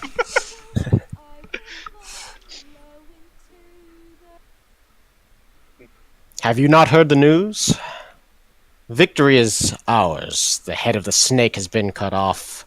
Their master is vanquished. Now what do you squabble over? One of the individuals from the side that like the slightly larger group kind of pushes forward. This kind of like slovenly older human man, kind of like big, slightly graying handlebar mustache, big like paunchy overbelly kind of sticking over, big meaty hands and arms though, like built shoulders and torso with this kind of opulent stomach pushing out. And you all want there. You all were the ones that said you're monster hunters, right? You're the one who went out and wanted to kill all those fucking beasts from came and gave our town shite, right? I was one more of them, and they're right inside this here home. Are you just saying that because of scales? And I just stare at him. Well, I don't fucking know you. You show up out of nowhere carrying fucking giant metal pole and slamming it about. I don't fucking know. Does about anyone you. more articulate want to explain the nature of your disagreements? An individual steps forward. Koskev, the blacksmith, that was you guys have had some interaction with before. That was helping out Captain Ella watch over some of the guard patrols. Is a human man. Kind of like receding longish black hairline, or a longish black hair that goes a little bit past his shoulders. Kind of thinner mustache. That's ironically much better trimmed than the other individuals. They are referring to Dimitrin in the temple. She helped keep and fight for us to be alive to have this asinine conversation. Do not see how and where she got her skills from has any bearing on the fact that she helped keep us from dying. Question. You asking the DM or Koskev? The DM. Okay, yes. So, was the fat guy who was just starting shit look like he had any fighting? Was he like... Does he had a weapon on him, covered in blood, any kind of like bruises, anything like that? Make a perception check. Ja. 18. Imani. Yes, John, you're right. I'm sorry.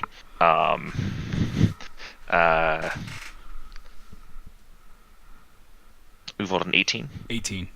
Okay. So he seems pretty dirty. And he is holding like what looks to be like a sledgehammer. That is marked with gore, but as you take a moment and look, the gore is kind of dried over, and the pattern of dirt and blood on the hammer doesn't match his attire. Like there's no blood on him. Okay. I will approach the man and be like, oh, listen, everybody, I don't understand why any of this is happening right now. Everybody calm down.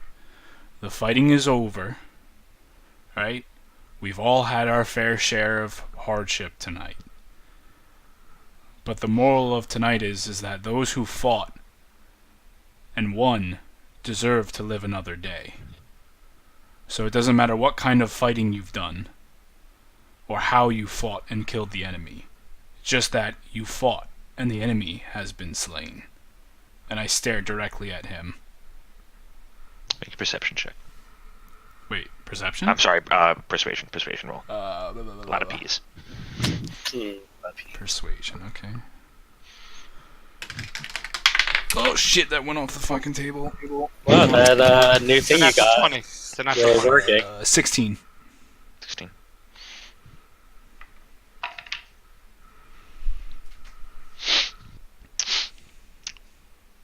Guy kind of gives you a look up and down. Starts kind of like shuffling.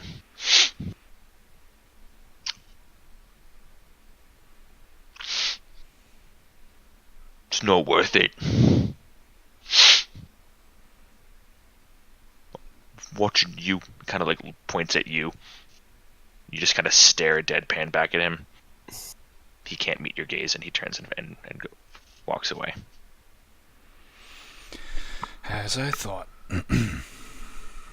Koskev walks over after the group is kind of like dispersed over the next like minute or so, and puts a hand on his shoulder and says, "I appreciate that someone was able to reason with him, but I would have not minded if you had bashed his skull in to make the point clearer." People like him will have somebody to bash their skull in, but let's not dirty our hands more so tonight. Yes, tomorrow. I like the words you speak. I don't know if we'll talk. You will talk.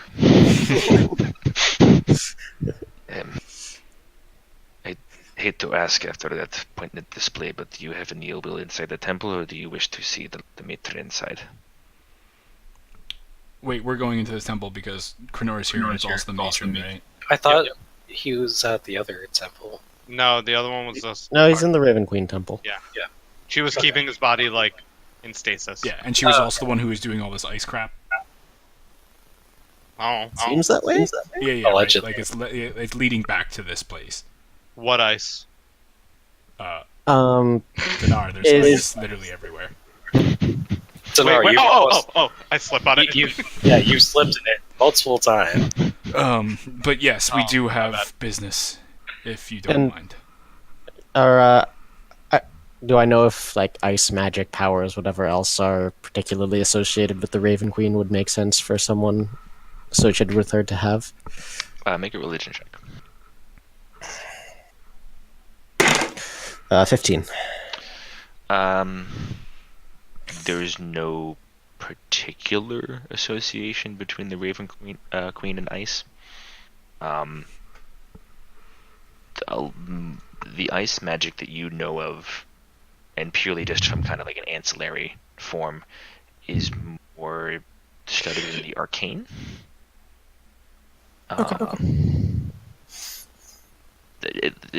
To the level of what you see outside, it seems powerful, and you don't know of any religious devotee that is able to wield that type of power in that specific way. Okay. Can I touch one of the splotches of ice? Okay, you walk up to a splotch, and it's kind of macabre.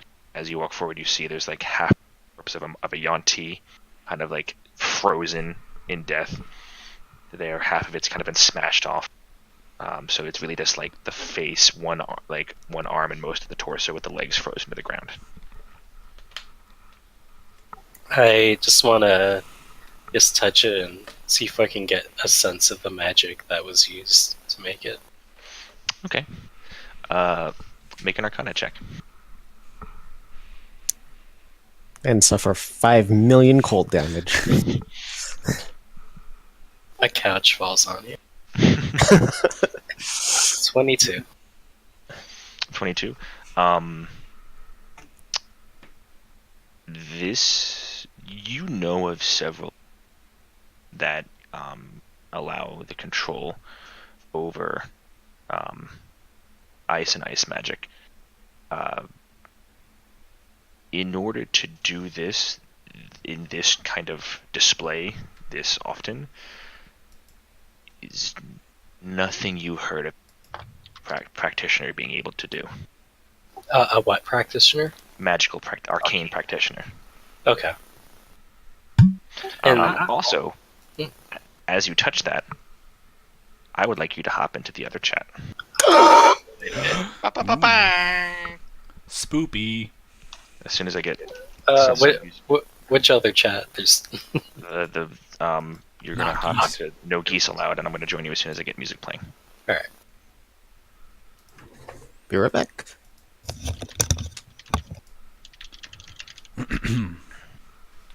So, John, you gonna be coming back to life? So, what did Randy do? I missed exactly what he touched the ice, He right? touched the ice, and then DM was just like, "Hold on, you've acted my trap card." Gotcha. No, I think it was a quick play magic card. No, it was a trap card Oh, okay. or an instant cast. one I'm of the just two. trying to go get Kranoor. No, we want his bitch ass dead. No, I'm just kidding. I want a cleric. Yeah, we more I don't clerics, want less it. barbarians. I don't want to heal all the time. I wanna use my wasn't spell. sure which way John was gonna go, so I didn't key up any of Kranoor's graphics. No, that's fair. He had mentioned that he likes Kranoor's. I mean, either way, Dinar wants to do this because he promised. True. Besides, having multiple clerics is always a good thing. Yeah, especially always if you good have to one have- that I mean, especially if you have one that actually heals people. Well, I mean, are you even a cleric? Blim, I was literally about to say that. It's always good to have one cleric. Yeah. Oh, by the way, No, it's like a jester never heals people. I can't believe that I just defused that situation with my words and not violence. welcome to Haruki. I know. Hey. This is No, weird. I Are you can't guys- believe you defused Are the you all? situation. Are you proud of me? I'm so proud of you. I Thanks. can't believe you defused the situation without tea. I mean, if he wanted to stay and have a conversation, he was more than welcome to, but he walked away like a bitch because he was one. Do you notice Oh, how yeah. persuasive this party is compared to the other party? Yeah, persuasive as shit. I got a +9. Yeah, I got a +8. I'm And pretty sure Randy has also at least pretty- a +5. I'm also pretty threatening. No, I have I only have the 1, which is persuasion for me. Intimidation's just a +4. Intimidation's a +8. Are you proficient in that too? I am. I'm proficient in I'm athletic, piece of crap. But Haruki doesn't like to intimidate people. But if he does, he fucking. But if it can. has to happen, Dinar is just not in the mood to persuade. He's in the mood of, I want this to be done so I can go talk to this person so we can get Kranoor back. True. Blim, you know what I bought on my phone for $2? Nope. Takedo. I don't. There's an app from Funforge that is the game. That's fun. You know what else is fun? Terraforming Mars. When are we playing that? Well, looks like Amy and I are going to be moving to Jersey City within the next month or so. What? Wow, swag. And You settled John on is a too place? bougie for us. I'm kidding, John. I love you. No, well, I'm glad Is somebody John does. just not in chat anymore? Yes, he just doesn't love us. Here, Yeah, I was he about to doesn't. ask him how his apartment search is going. That great, eh?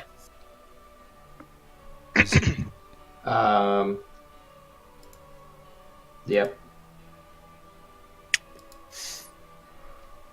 Guys, I did it. I fixed it. What? I uploaded Kranoor's graphics while we're waiting. Hey! You did? Hey. I He's just saw still it. in stasis, though. True. No, he's dead. Just so we're clear, he is dead. True, he is. Yeah, I mean, his body's in stasis, but That's He fair too. is- He did. it seemed like some kind of divine will that he be able to be brought back. And the Raven Queen's okay, I guess, so I'm not going to interfere with this, but don't condone it either.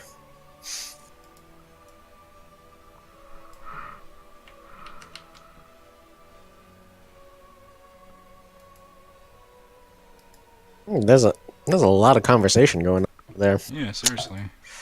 Just touch some ice. Ice baby. Probably some ice 9. There's the ominous music going on too. Yeah, it's not helping. Also, I don't know what I'm gonna do with this glaive. Wear it. Well, maybe it's a magic item that'll resize it. You attune to it. Oh no, that's not what I mean. I mean, I'm a shield person Yes, with you a shield Alrighty. master. Hey, Oh, man. did BuzzFeed tell you that? So you all watched as Malin walked over to this kind of like ruinated body of a Yuan-Ti frozen and as he touches it, he kind of tenses for a second, and then shakes his head, and he almost seems to like fall before catching himself. No, you're right there. I don't notice. Yes, it's just it amazes me the amount of power that went into this spell. That sounds good to me, and I ignore it completely and go into the temple. Insight check. Who are you inciting? Malin. Dinar? Malin with his little trip. Okay, roll insight. You're right. Dice tower. Oh shit, that's not good. 6. 6. So Might have leave the slipped. insight check into me. Okay, cool. Kind of icy over there. All right, to Kranoor. Okay, so as you all walk in to the temple, Koskev stands aside and lets you all through. You all walk in, and we will take a quick break for the bathroom and fresh beverages. Hey, break time. Do.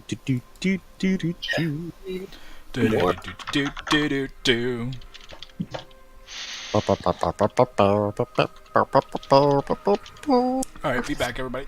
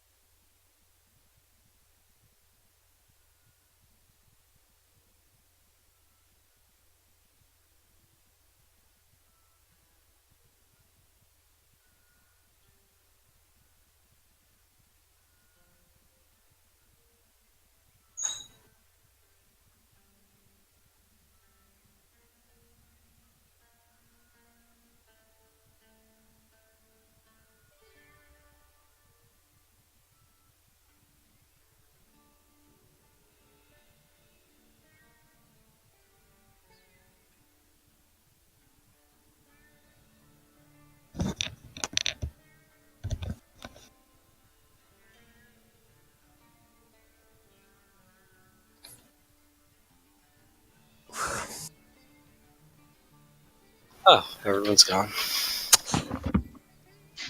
Or are they? Nope. Oh, no. What happened?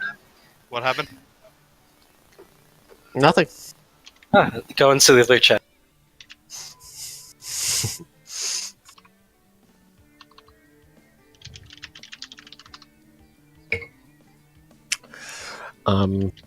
Space Cthulhu invading reality through a giant hole in the sky.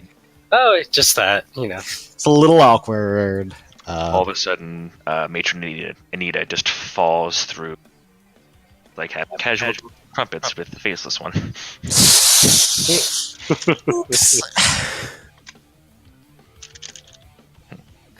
That's right, dearies. You're so... No, you were so nice before. You feel a little creepy. Activate the warp drop. Which is gnomish for... Welcome back. Actually, no. I didn't even think she was creepy before. I just thought she was cute. No, you thought she was cute and somewhat charming. I Yeah. thought she was an old man. Cleric Raynor is the old man. Yes, that's what it is. Matron Anita is the Oh no, she was very nice and wise and everything. little snarky, but I mean, so am I, so whatever. You're no matron. You take that back.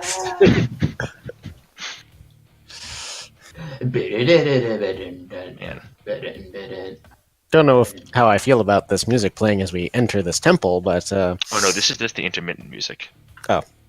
okay. Anyways, Honestly. go ahead. Yeah, sorry. Like, oh my god, boss battle part 2. You walk in, and There's a crowd of Yanzi. When's the vocal coming? Roll initiative. It's the instrumental.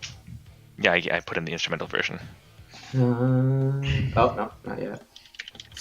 No spell slots. This is going to be great, guys.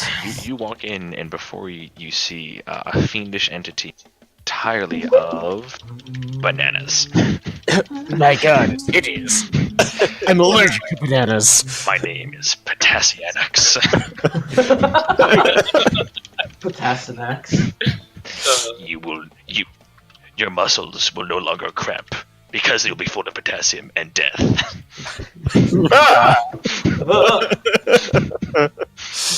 Is it vulnerable to sodium damage? Oh, super. What spells do you have that do sodium damage? Where's Ralphie? Create food and water. Ralphie's the king of sodium. Oh, I can make salt water with the alchemy jug. Do you still have it? I thought Val took that. Or did you take it? It's You still haven't in my inventory. I don't know if I still have it. That's fine. That's fine. That's totally fine. I know Val threw it at some point. He did attempt to improvise weapon throw it at the Lord of Andor. Alright, once Haruki gets back, we'll,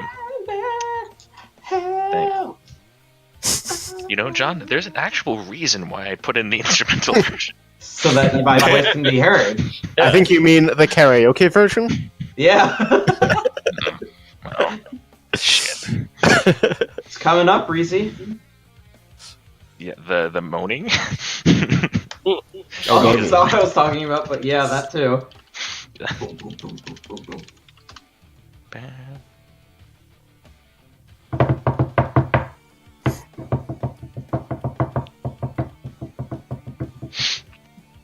Right, so even having given that like 7,000 gold and 160 platinum for the Lawmaster, I still have like a shit ton of gold and I don't know where it came from. I assume from looting the upper parts of the temple. The upper parts of the temple were pretty stacked. You kind of got the sense that the higher, the further up the temple you went. Hey, Rethy, you should totally split that because I have not a lot of gold. I kind of want to see if the Lawmaster decides to give any of it back and then we can just like distribute it all, but you know. No, that's completely fair. That's what I would say. Are you back? Or are you still doing your thing? Good answer. He's pooping. I think he's physically finding people to watch the Twitch. He's just outside, like giving out pamphlets. Alright. God, it's like I'm so excited to be back, but I'm also like kind of want to find out what happens next after we broke the sky. But I'm so excited that you guys are back. It's been in my head. I was saying it a little bit before, Breezy. Mhm. It's taking a little bit to like try to get back into like Dnar mind. Oh yeah. I'm trying. I'm trying not to make every random NPC Kaladin. I'm a little German boy, but I was also a slave. you woke up to an endearing old dwarven woman. Hi, my name is Bola. Are you ill? No, this is just how I sound here. Last. What, you couldn't Oh, tell? Zatar will do that. Insight check. It's Kaladin. With his fancy Kerrigan wings. Yeah, that he can totally use disguise self to get rid of. Didn't you you turn them down, right? No. No. There was a specific reason why he took wings with the sword. Oh, right. There was like a upper management that had to deal with your other problem. Yeah, that was also Kaladin not putting the two and two together. That Skravanok was not. Yeah, he's out there doing the dirty work. Here's the part. Again, you might know that he's a Keveraxian. Still doesn't know the intricate hierarchy of the. It's actually very complicated, but It's a pyramid scheme. it is a pyramid scheme. It's also very complicated. Oh, they left it in. I'm super happy about that. Do you want me to karaoke it away? It's sure if you really want to. I don't want you to, but I also can't stop you. You can mute him though. Kick him out. The resurrection ritual failed. You have no character. Oops. That's fair. Yafnor, leading that small girl north, just gets fucking wrecked by a hill giant. There's No! or stone giant, technically, in that world. Stone Giant didn't even try to fight him. It just like stepped on him by accident as it was walking. It feels really bad Here's about it. my fan fiction is that on the outskirts of town, Lotar dies as Kranoor is coming back, and Lotar's soul inhabits Kranoor's body. Kranoor, your intelligence now becomes 5. No. One of the guards mistakes him for like another UND and shoots Lotar. Bolts. You're just got to be. Doesn't actually kill him, but it makes him really mad, and then he charges back towards Bloodlust, and then the guards kill him. Where's Spencer? He wants to play, but he never sent me any of the things I've asked for yet. Classic. Yeah, he's also not in the group in the chat, I think. Is he not? I thought he was. I don't think so. For your campaign, he's not. I don't Oh, believe. that might be my bad then, because he might not have known about this. Awkward. I could have sworn we added him at some point. We might have. But I don't see him there now. Alright, we'll make sure to add him when this is over. Oh, wait, no, he is there. I just Thank you. No, yes. Hold on, John. John, I'll take care of it. Don't worry. What are you taking care of? Alrighty. Is everybody back? We are all back. Hey. There you go. John, I got you. No worries. Oh, okay.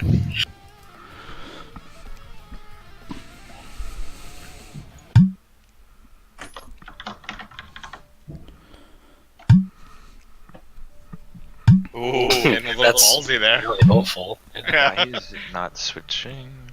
He might end up being Lotar. I'm LaCroix. gonna end up being Lonar. Secret we Betrayal. go. I don't like the title of that either. It's more for the atmosphere. Just LaCroix. okay. Did you guys see the Detective Pikachu full movie stream? That's a real secret back betrayal. Back into the game. So you guys walk in. As they're walking in, I say, you guys go ahead. I don't really have a real obligation to Kranoor. Nothing personal. Suit yourself. I let them go. You all walk in to a similar abode. Plain white, or plain, pardon me, sorry, dark wood and dark stone interior.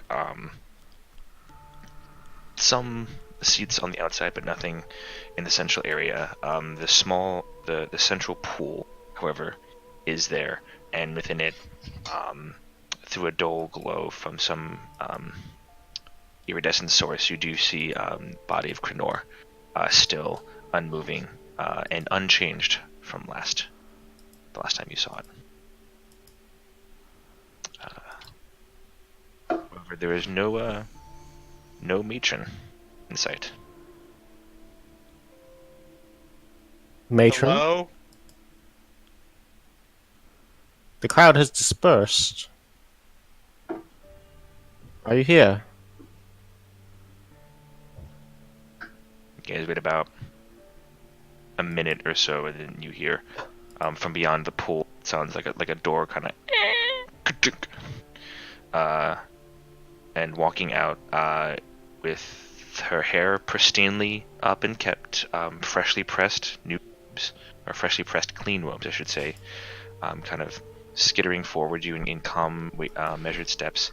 The female gnomish form, white hair held up kind of in slight baubles, looking at you with a kind of vacant, but far away expression. The Raven's matron, Anita Fiddlefen, comes forward.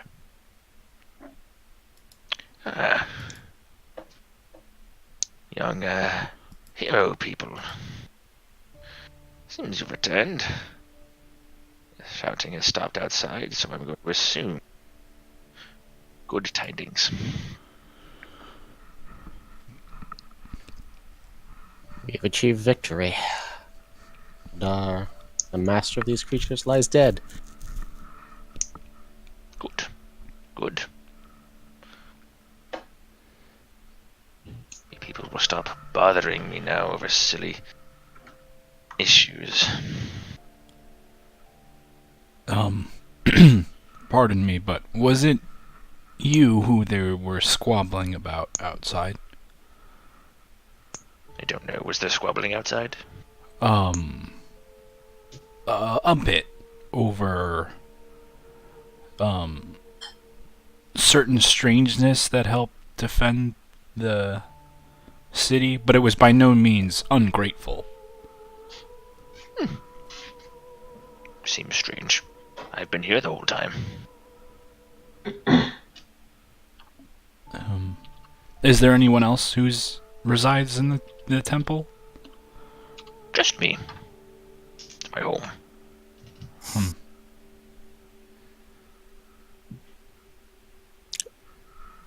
We can settle whatever that might be another time. I believe there's more pressing business to attend to. Oh, your friend. Have you found the items that you needed? I hold out the diamond for her and I take out the and I'm gonna quote, "Most of the heart of a nightmare?" Question mark. She takes the diamond and kind of gives it a good solid look and nod and places it by the pool. And takes the heart and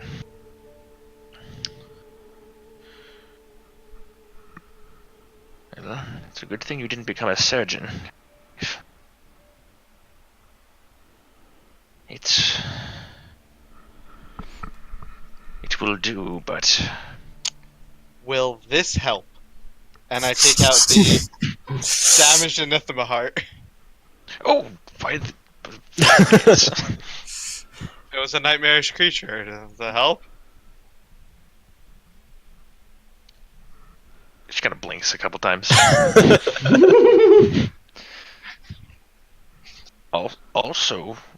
Also, perhaps, I can't use both. I need one or the other. Oh, I'll trust your judgment. With all due respect, he is not my friend I'm bringing back. I would use the better of the two, but I'm not sure I would know how to discern that. Yeah, I don't know what it is. Rethi! Yes. I've already told you my expertise does not lie in Crap. these rituals. Can I see which one is more of a nightmare? Roll a d20. 19. The anathema heart is overall less damaged. It would appear from an outer sense. Less damage.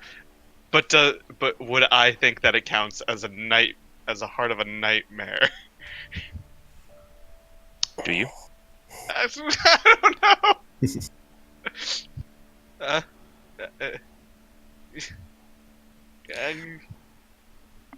Intelligence of 10.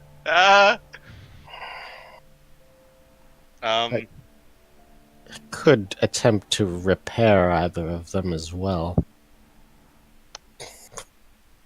Such good as it may do. Can I see if using mending on either of the hearts helps repair some of the damage? I know it's typically meant for non-living material, but It's non-living It's now. not living. it's non-living now. Let's look up what mending can do. It's literally It's a only there's used like a for little fixing hearts of nightmares. How strangely specific. Just Blib, make sure not to use mending if you're trying to push yourself away from a cliff face, because it's a cantrip.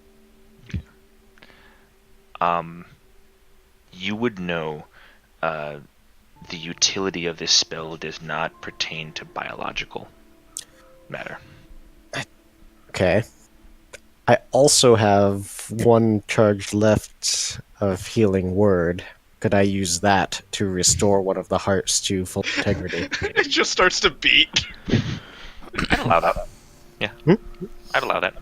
Okay. I will say that would constitute your participation in the resurrection partaking in. And that's as much as I want to participate in it anyway. So, so which one will it be? Dndnar, you claimed both of them. Dang. You know what? I'm gonna stick with my gut. I'm gonna take the small one. Very well. Most of the heart of the nightmare question mark. All right, I will cast Healing Word on it to repair Okay. the damage. Before you cast it, the matron holds up a finger. Let me draw this space first. Save your magic for the proper time, but I appreciate your gumption, young elf. And she starts.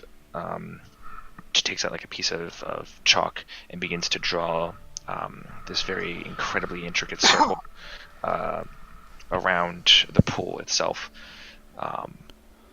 You can see it kind of almost has these.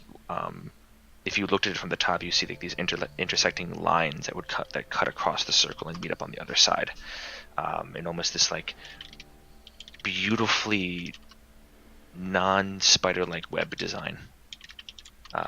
It's very, very straight, very angular. And as she finishes, there are 3 specific points on the circle where the lines intersect to make almost like a smaller triangle within the circle itself.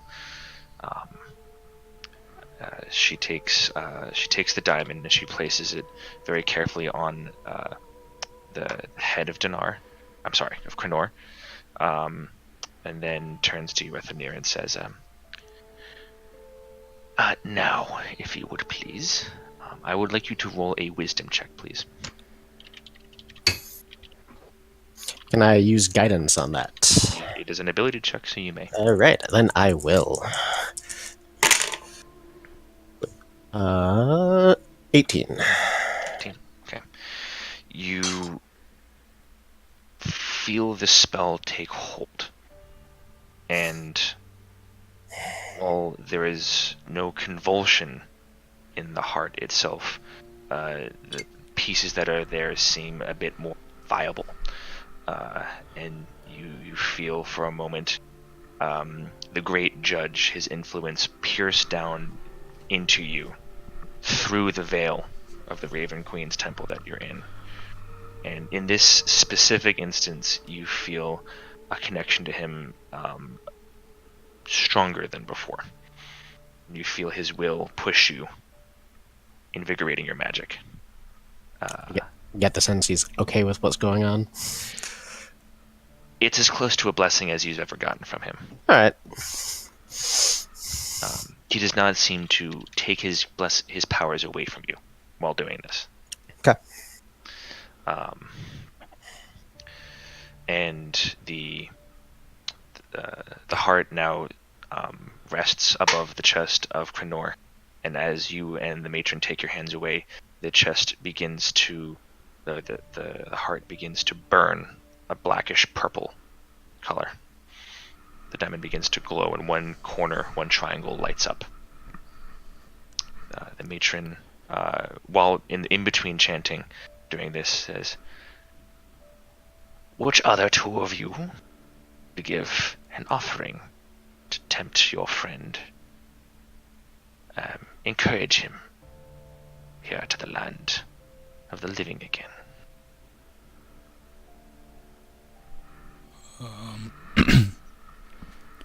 She doesn't realize that there's only 2 other of you there. Yeah. Okay. I will step up.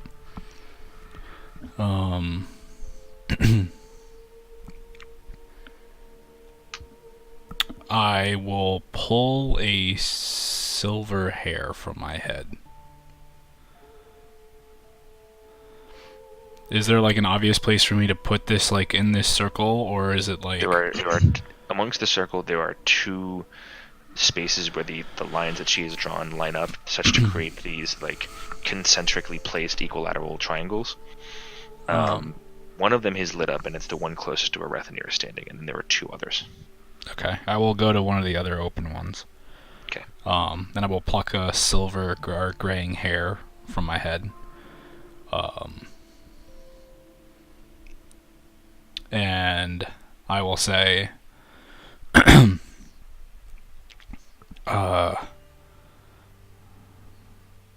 I'm not sure if there's much I can offer, but to you, Kranoor, though we both may be old,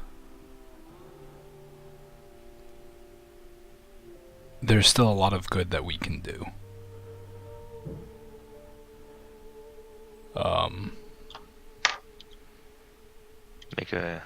Make a persuasion check.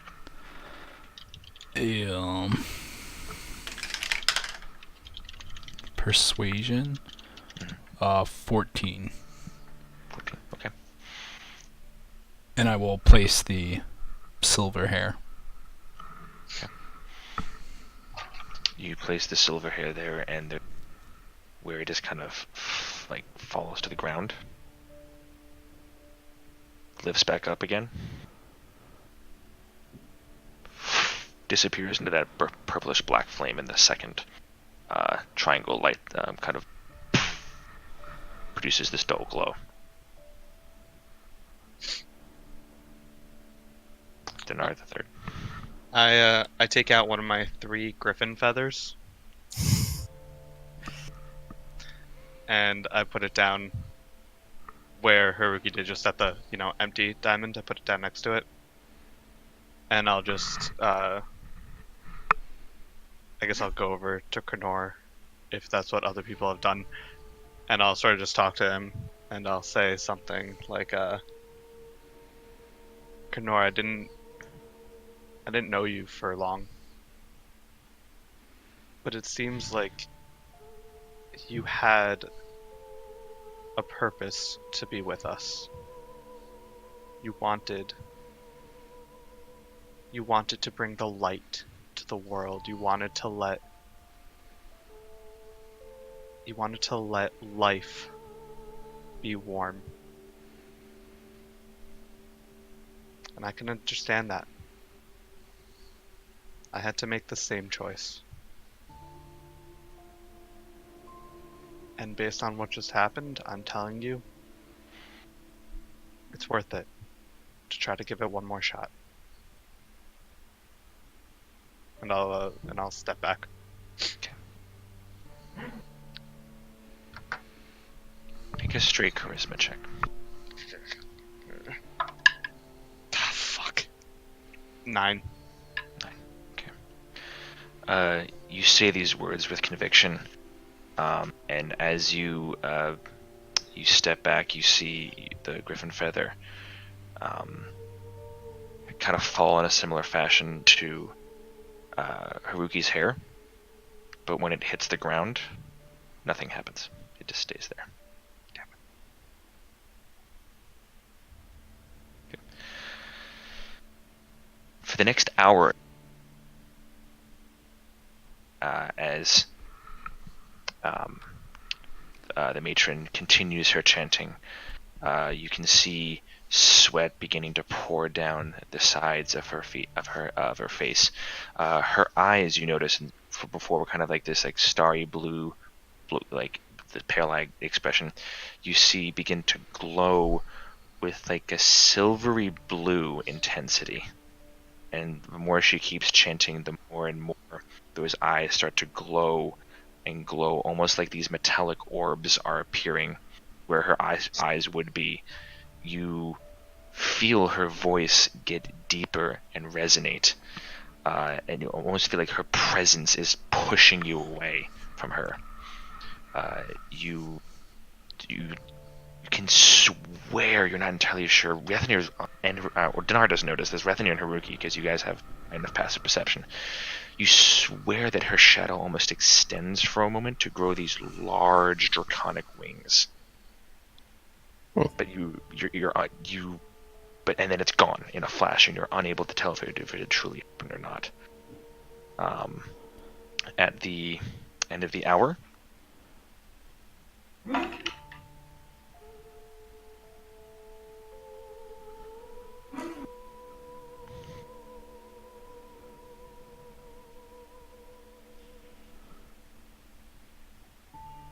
John, if you want to hop into the chat with me. We didn't do it, boys. I told you. I rolled Lotar's body was gonna get crossed with his. I rolled a fucking 5. Big draconic wings? It's Scravenok, guys. God fucking damn it, Navarre. Just leave us alone. Even in this campaign? Guys, I am. He told you he'd be in touch, right? You son of a bitch. I have rolled like absolute shit today. Do you want to know what my one good roll was? No. When I wanted to know when I wanted to know which heart was better. Which heart's better? I rolled a 19 and it didn't tell me anything. Oh my god, I really hope I didn't just fuck it over for John. Me too. He can no longer be a Paylor boy. No, he can, he just can't be Kranoor. Oh, yeah. He can be, Kranoor Jr. Nook. I'm his brother. I'm his identical twin brother. Randy, did I already tell you who my backup character for Dinar used to be? Is it, Just put a line in the D, it's Bonar. Bonar? Oh my god. Put a line in the D. What? I hope I never hear that again. That's what a B is. God. Not exactly, but Close. Okay. Close. But good try. yeah, Good try. God damn, I rolled a fucking. I was hoping to get a persuasion roll so badly. Nope. No persuasion for you. I also know he liked griffin feathers. Who does? Kranoor? Apparently not. Oh wait, hold on. Can we do what you fucking assholes did to me? What? Just pick the worst music while they're having a serious chat. Oh, no. Fucking assholes. I think that was when Oswald died. Mm-hmm.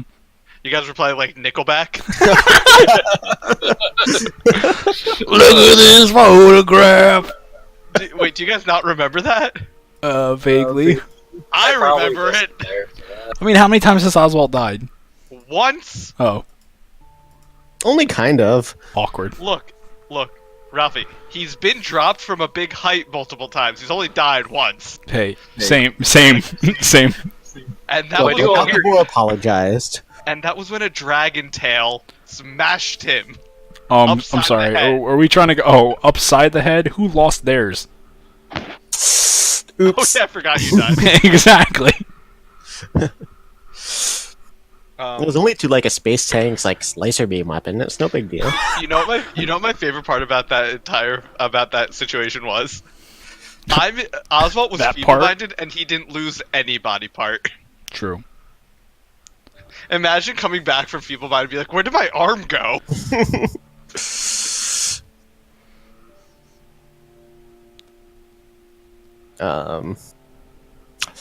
Yep, well, I'm glad it didn't get its beam weapon back more often. Hey, That would have really sucked. that would have been a Yeah. TPK.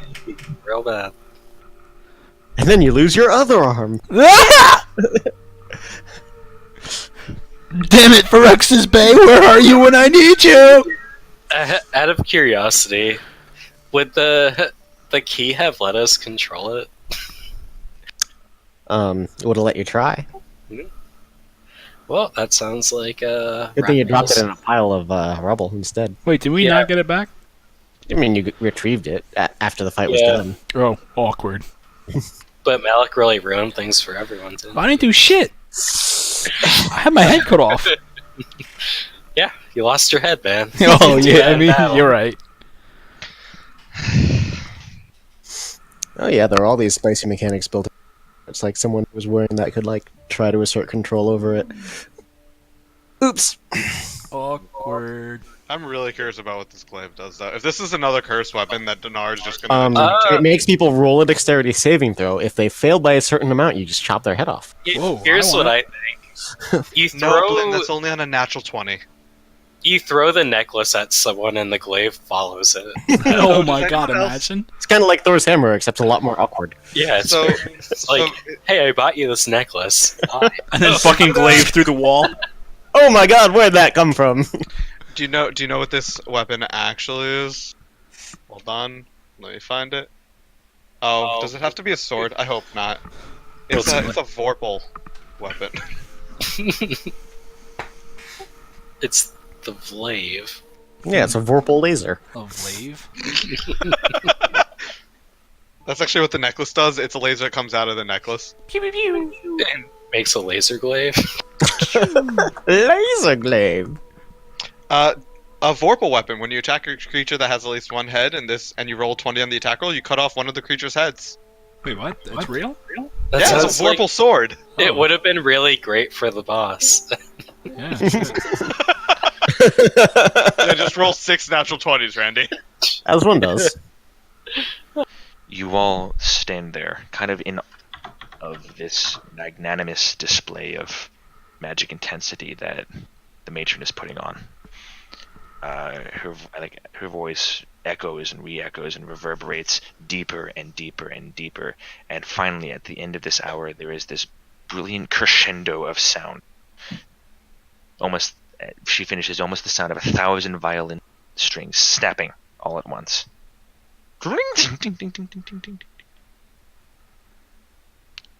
There's a pregnant pause.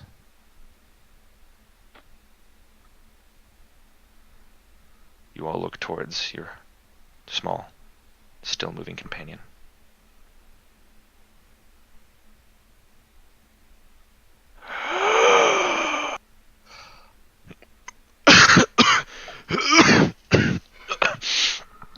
Kranoor, you awaken to find yourself in a strangely viscous liquid. The smell of burnt viscera. There's some sort of powdery substance over your forehead, and every muscle and bone in your body aches worse than you ever have in your long years. But you are alive, and you are back with your newfound companions.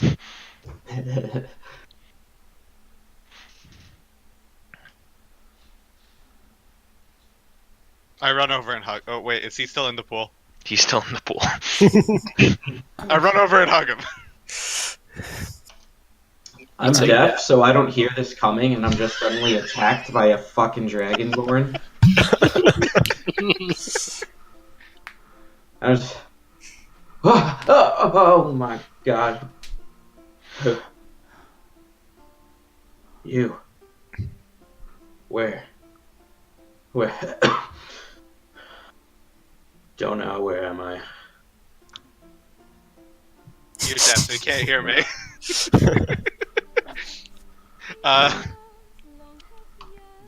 Yeah, we're safe. Wait a minute. Don't know. No, I said we're safe. You don't need to move. And I You're good. I move my arm very slowly. And I take his arm and I move it faster to where I think he wants it to go. it's just like tap. Okay. What happened? You died. But I died. Yeah, now you're back. Yeah, it's a weird feeling, right?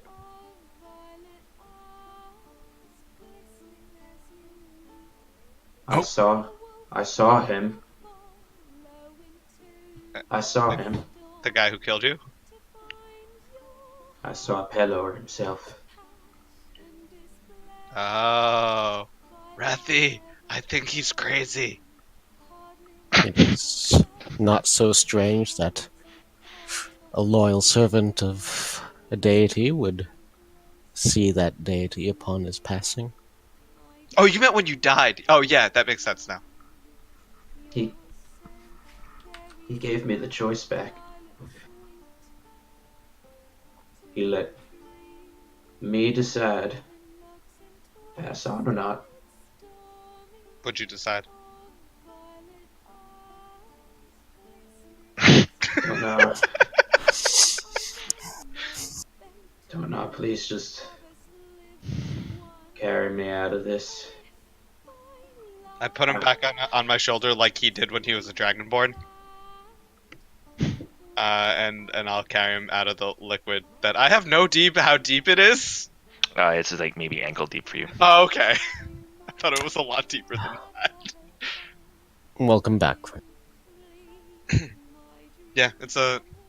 All joking aside, Kranoor, it's a weird feeling. Welcome back, old man.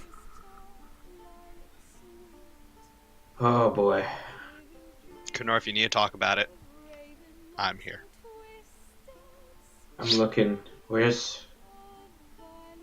missing a few. What happened? You look beyond the party. You look around, and the first thing you notice is a pair of steely silver eyes going about maybe 10 feet 10 feet above me? behind and above the party. Steely this? eyes. Do who's that? Who's Who's that? what? Oh, hello? I Well- guess it would seem your god was not done. This resiny, bassy voice booms out from behind you all. And you all turn around to see, standing 15 feet, drooping down, nearly taking up the entire space behind you, a fully grown, hulking silver dragon. Ooh. In Draconic, I say, "Oh, hi. What is Matron? that? Who are you? Where'd you come from?" I am matron. Indeed, a fickle fan. But you may call me Anatheon. A Boy. pleasure to make your true acquaintance. This was no simple task, bringing friend. It put a tax on my abilities.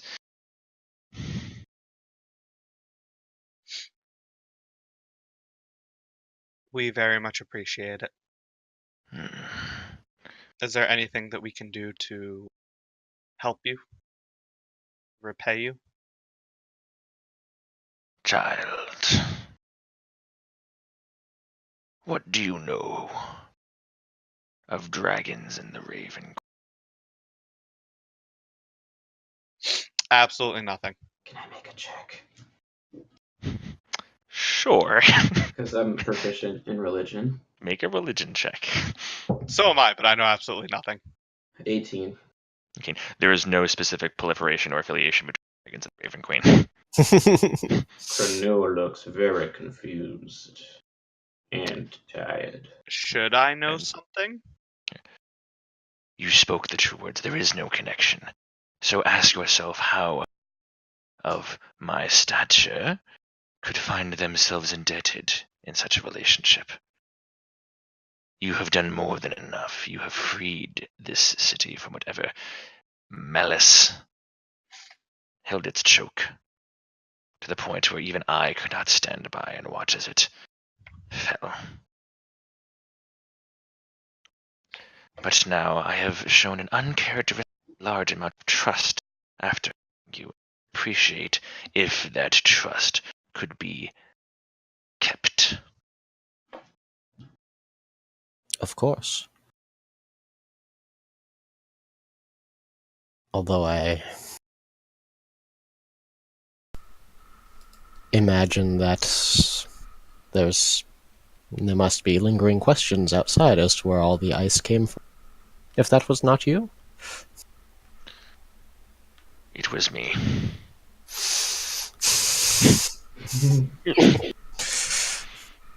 See, that I did know. That one I could do. Gives you a look just like, oh, honey. Yeah. Breathy, you know how, like, I breathe lightning? Yes.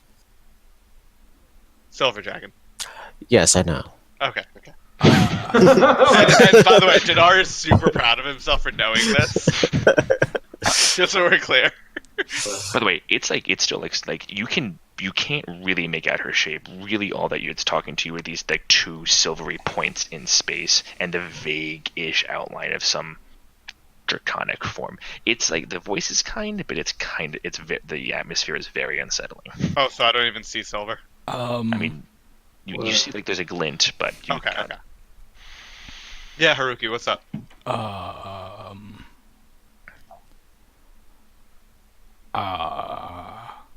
Yeah. Are you alright Yeah.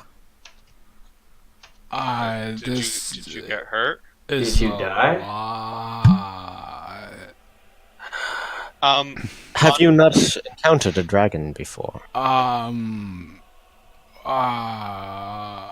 Well, I mean, It's okay, child. It's all right. I take no offense. I wouldn't mean any offense. I apologize, and I give a deep bow. You are not the first to read me. It's nice to know these bones can evoke something every now and again. Flexes her wings a little bit. When it kind of like hits one of like the posts and it's like, right. While Haruki was flabbergasted, my griffin feather stayed on the floor, right? Correct. Can I crush it down, pick it up, and give it to Kranoor? Yeah. Do you want it, Kranoor? Well, I will thank you, but It's a feather from a griffin. well, I don't even rightly know what that all is. Okay, well, you take it. You keep it. Okay. We're friends. Ah. You keep it. And to the dragon, while I'm holding griffin feathers. One. Griffin feather. Two. Those are mine. How exactly, if I may be so bold, I don't know where I am, but how exactly were you involved here? I am curious. Well, child, you are in Frostfollow. You are within the country of Kurzfaust, amongst the province of Dndnaturalfun, about 5 days southwest town of the city of Andor, about maybe 7 days travel from Stradivarsky. I'm sorry, 7 weeks. 7 weeks travel from Stradivarsky. You are within Matron's abode, my temple, to the Raven Queen. Oh, wait, you're the matron. Of this temple, yes. I am not the mother of... No. She's bigger. No, but like the little lady who was here. Mm-hmm. Oh, yeah, yes, that matron Anita. That's you? This is how I used to be, and how I am sometimes.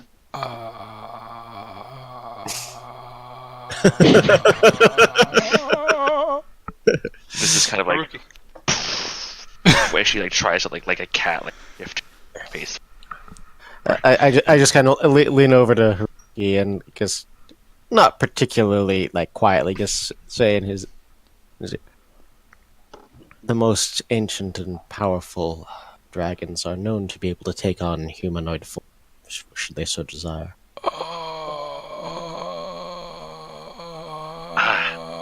So she kind of like attempts to place a massive claw. Wait, a claw what? It covers like most of your body. It's okay. It's okay.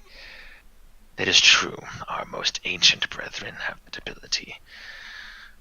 I do not. I have not. Haruki kind of just starts holding his breath. She doesn't notice. Her hands just her. I cast calm emotions on him. Okay.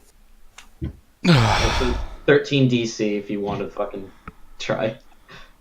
No. I mean, do you have to save, or do I can let I it think happen? you can choose to fail if I you want. believe you can choose to fail. If you Okay, I guess I'll choose to fail. Yes, you can. You can. Okay. Oh, I mean, well, this is all so strange.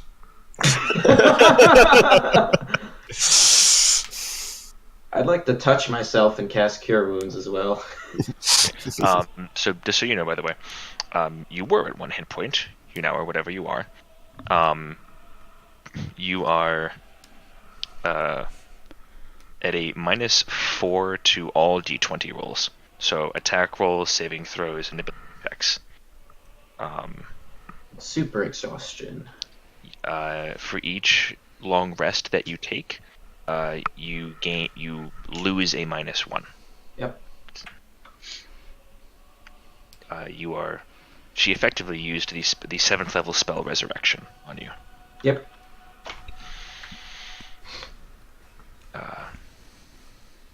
She goes on, but the tale of how I came to be is long and boring, and you have new life among which should be celebrated with those still living in the town.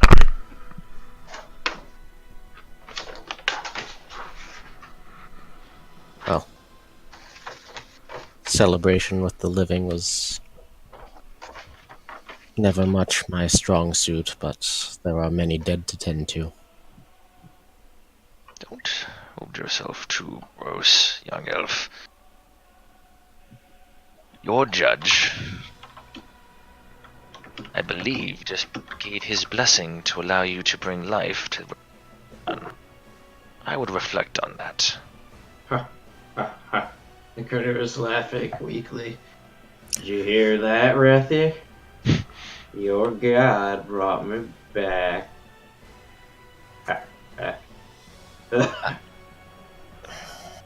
I shall indeed prey upon this.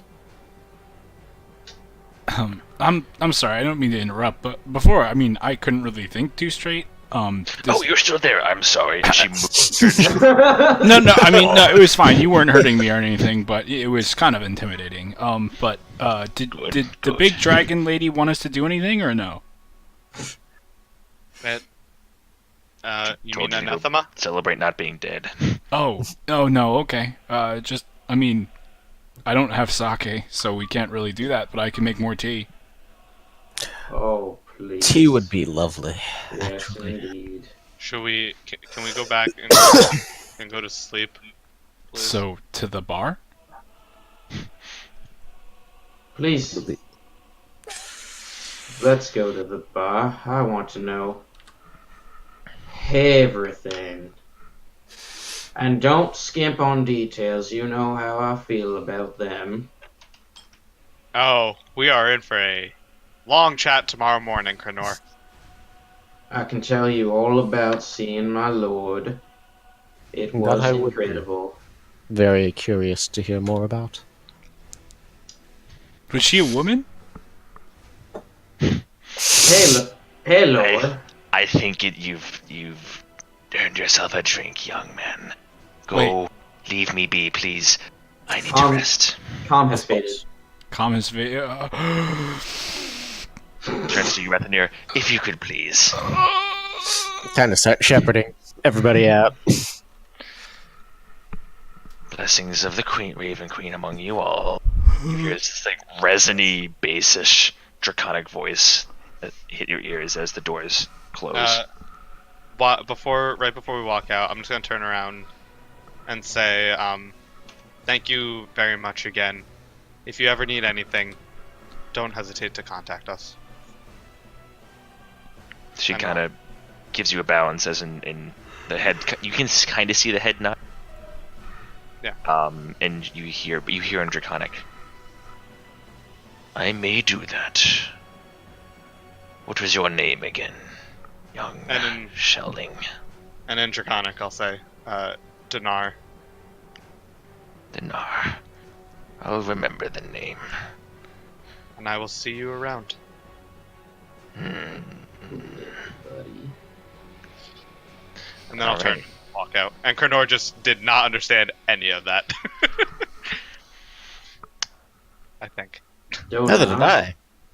I don't know Draconic for some reason. Anyway. All right, so you all exit. While all that was going on, Malin's taking out test tubes. He's testing the ice. I'm just Maybe. doing my taxes with all the econ books I found.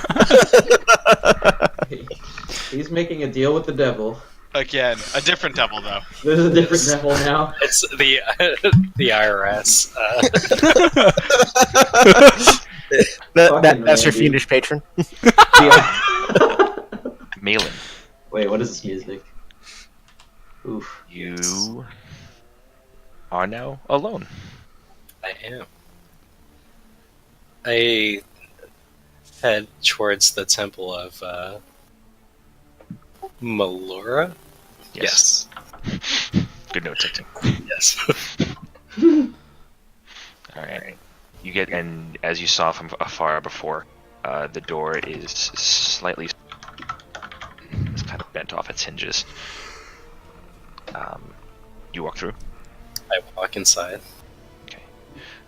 Inside, there are several prostrated forms across the ground. There seems to be a pile of rubble smashed in from one of the windows. You see both the bodies of townsfolk as well as one or two Yanti corpses on the ground. And the further you walk in, you eventually get near the back, near the altar itself. And you see lying half, on their stomach, kind of half faced out, the grizzled, white-haired, white-bearded face of Cleric Raynor San, the ancient human of whom you met before. This is the cleric. This is the cleric. So I look down at his body.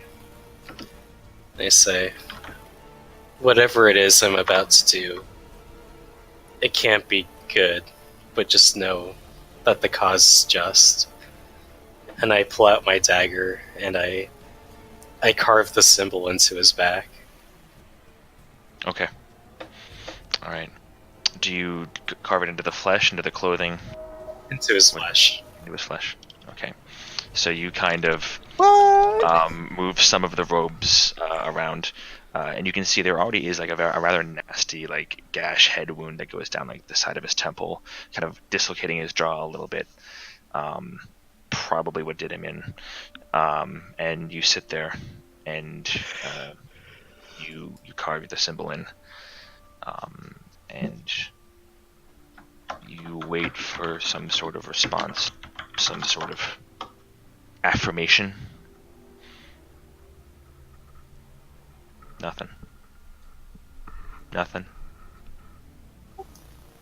body twitches.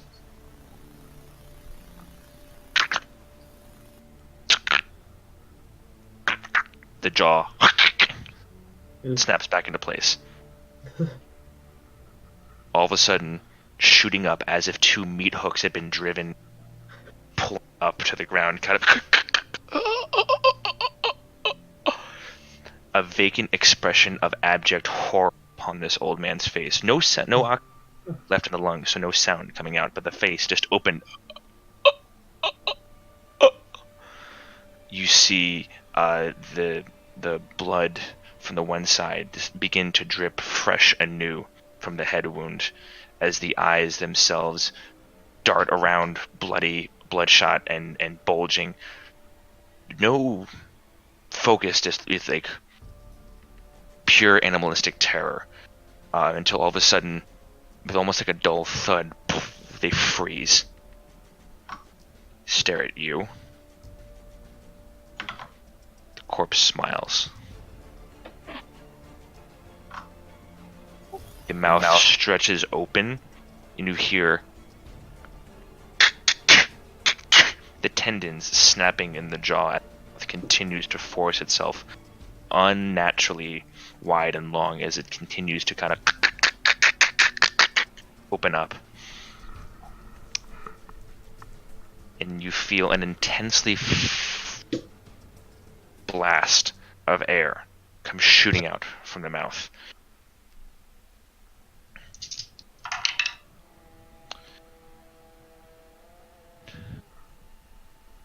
You suffer 12 points of cold damage. As this blast and bellow continues to expand out, piercing right through you. The eyes now all of a sudden seem to be, instead of being eyeballs, these pure ice crystals. And the smile can, even in its horrific extended form, the smile stays. The crystals look towards you one more time. Each crystal breaks and shatters, leaving nothing but vacuous orbs within the sockets of the skull. The mouth snaps back shut again, and the body itself crumples to the ground.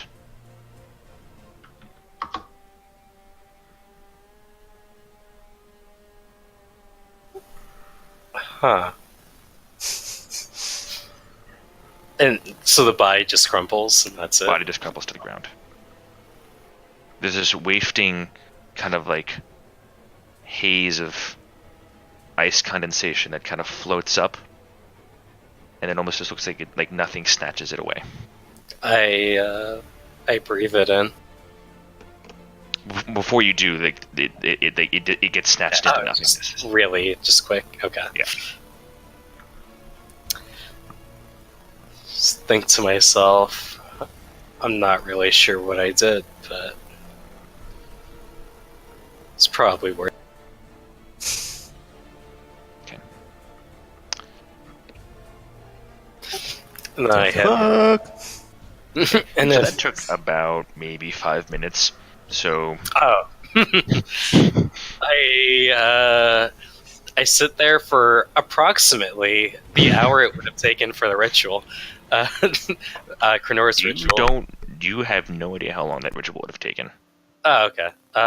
You're welcome. You're welcome to sit there as long as you want, but you don't know. Okay, so I'm gonna just sit there and think about what I did for 2.5 hours. Okay, about an hour into that, about an hour and 15 minutes into that, you hear familiar voices, and one that you haven't heard in quite some time, as they begin making their way down the road away from you. Oh, that. Yes. Forgot. I go over to the other temple. Okay. And you catch up to them about maybe 20 feet behind them as they're making back. Cackling Cockatrice, the tavern that you all tasked with protecting at the very beginning of this whole escapade.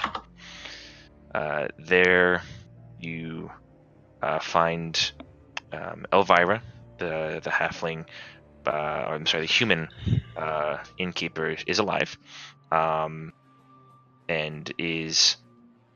has about 3 barrels, not casks, not firkins, but barrels of ale that have been pushed to the front. Actually, it's of the. No, you're supposed to pause, not just pause. Have been pushed to the front of the tavern there, and there are like 3 or 4 people just milling about. About maybe 20 or so people.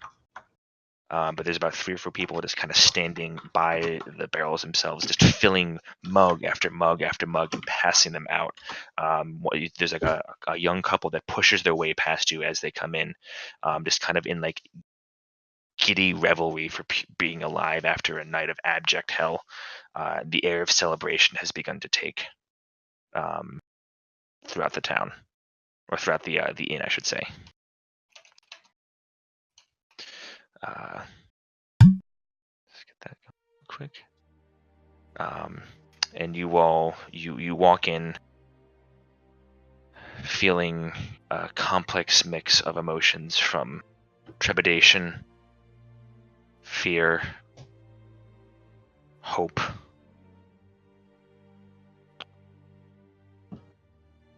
just exhaustion.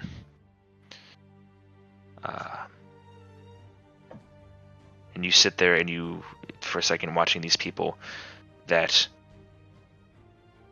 while the night might have been long and there may have been terrible losses, these people are alive indirectly or directly to you because of your actions. And that is where we will call it a night.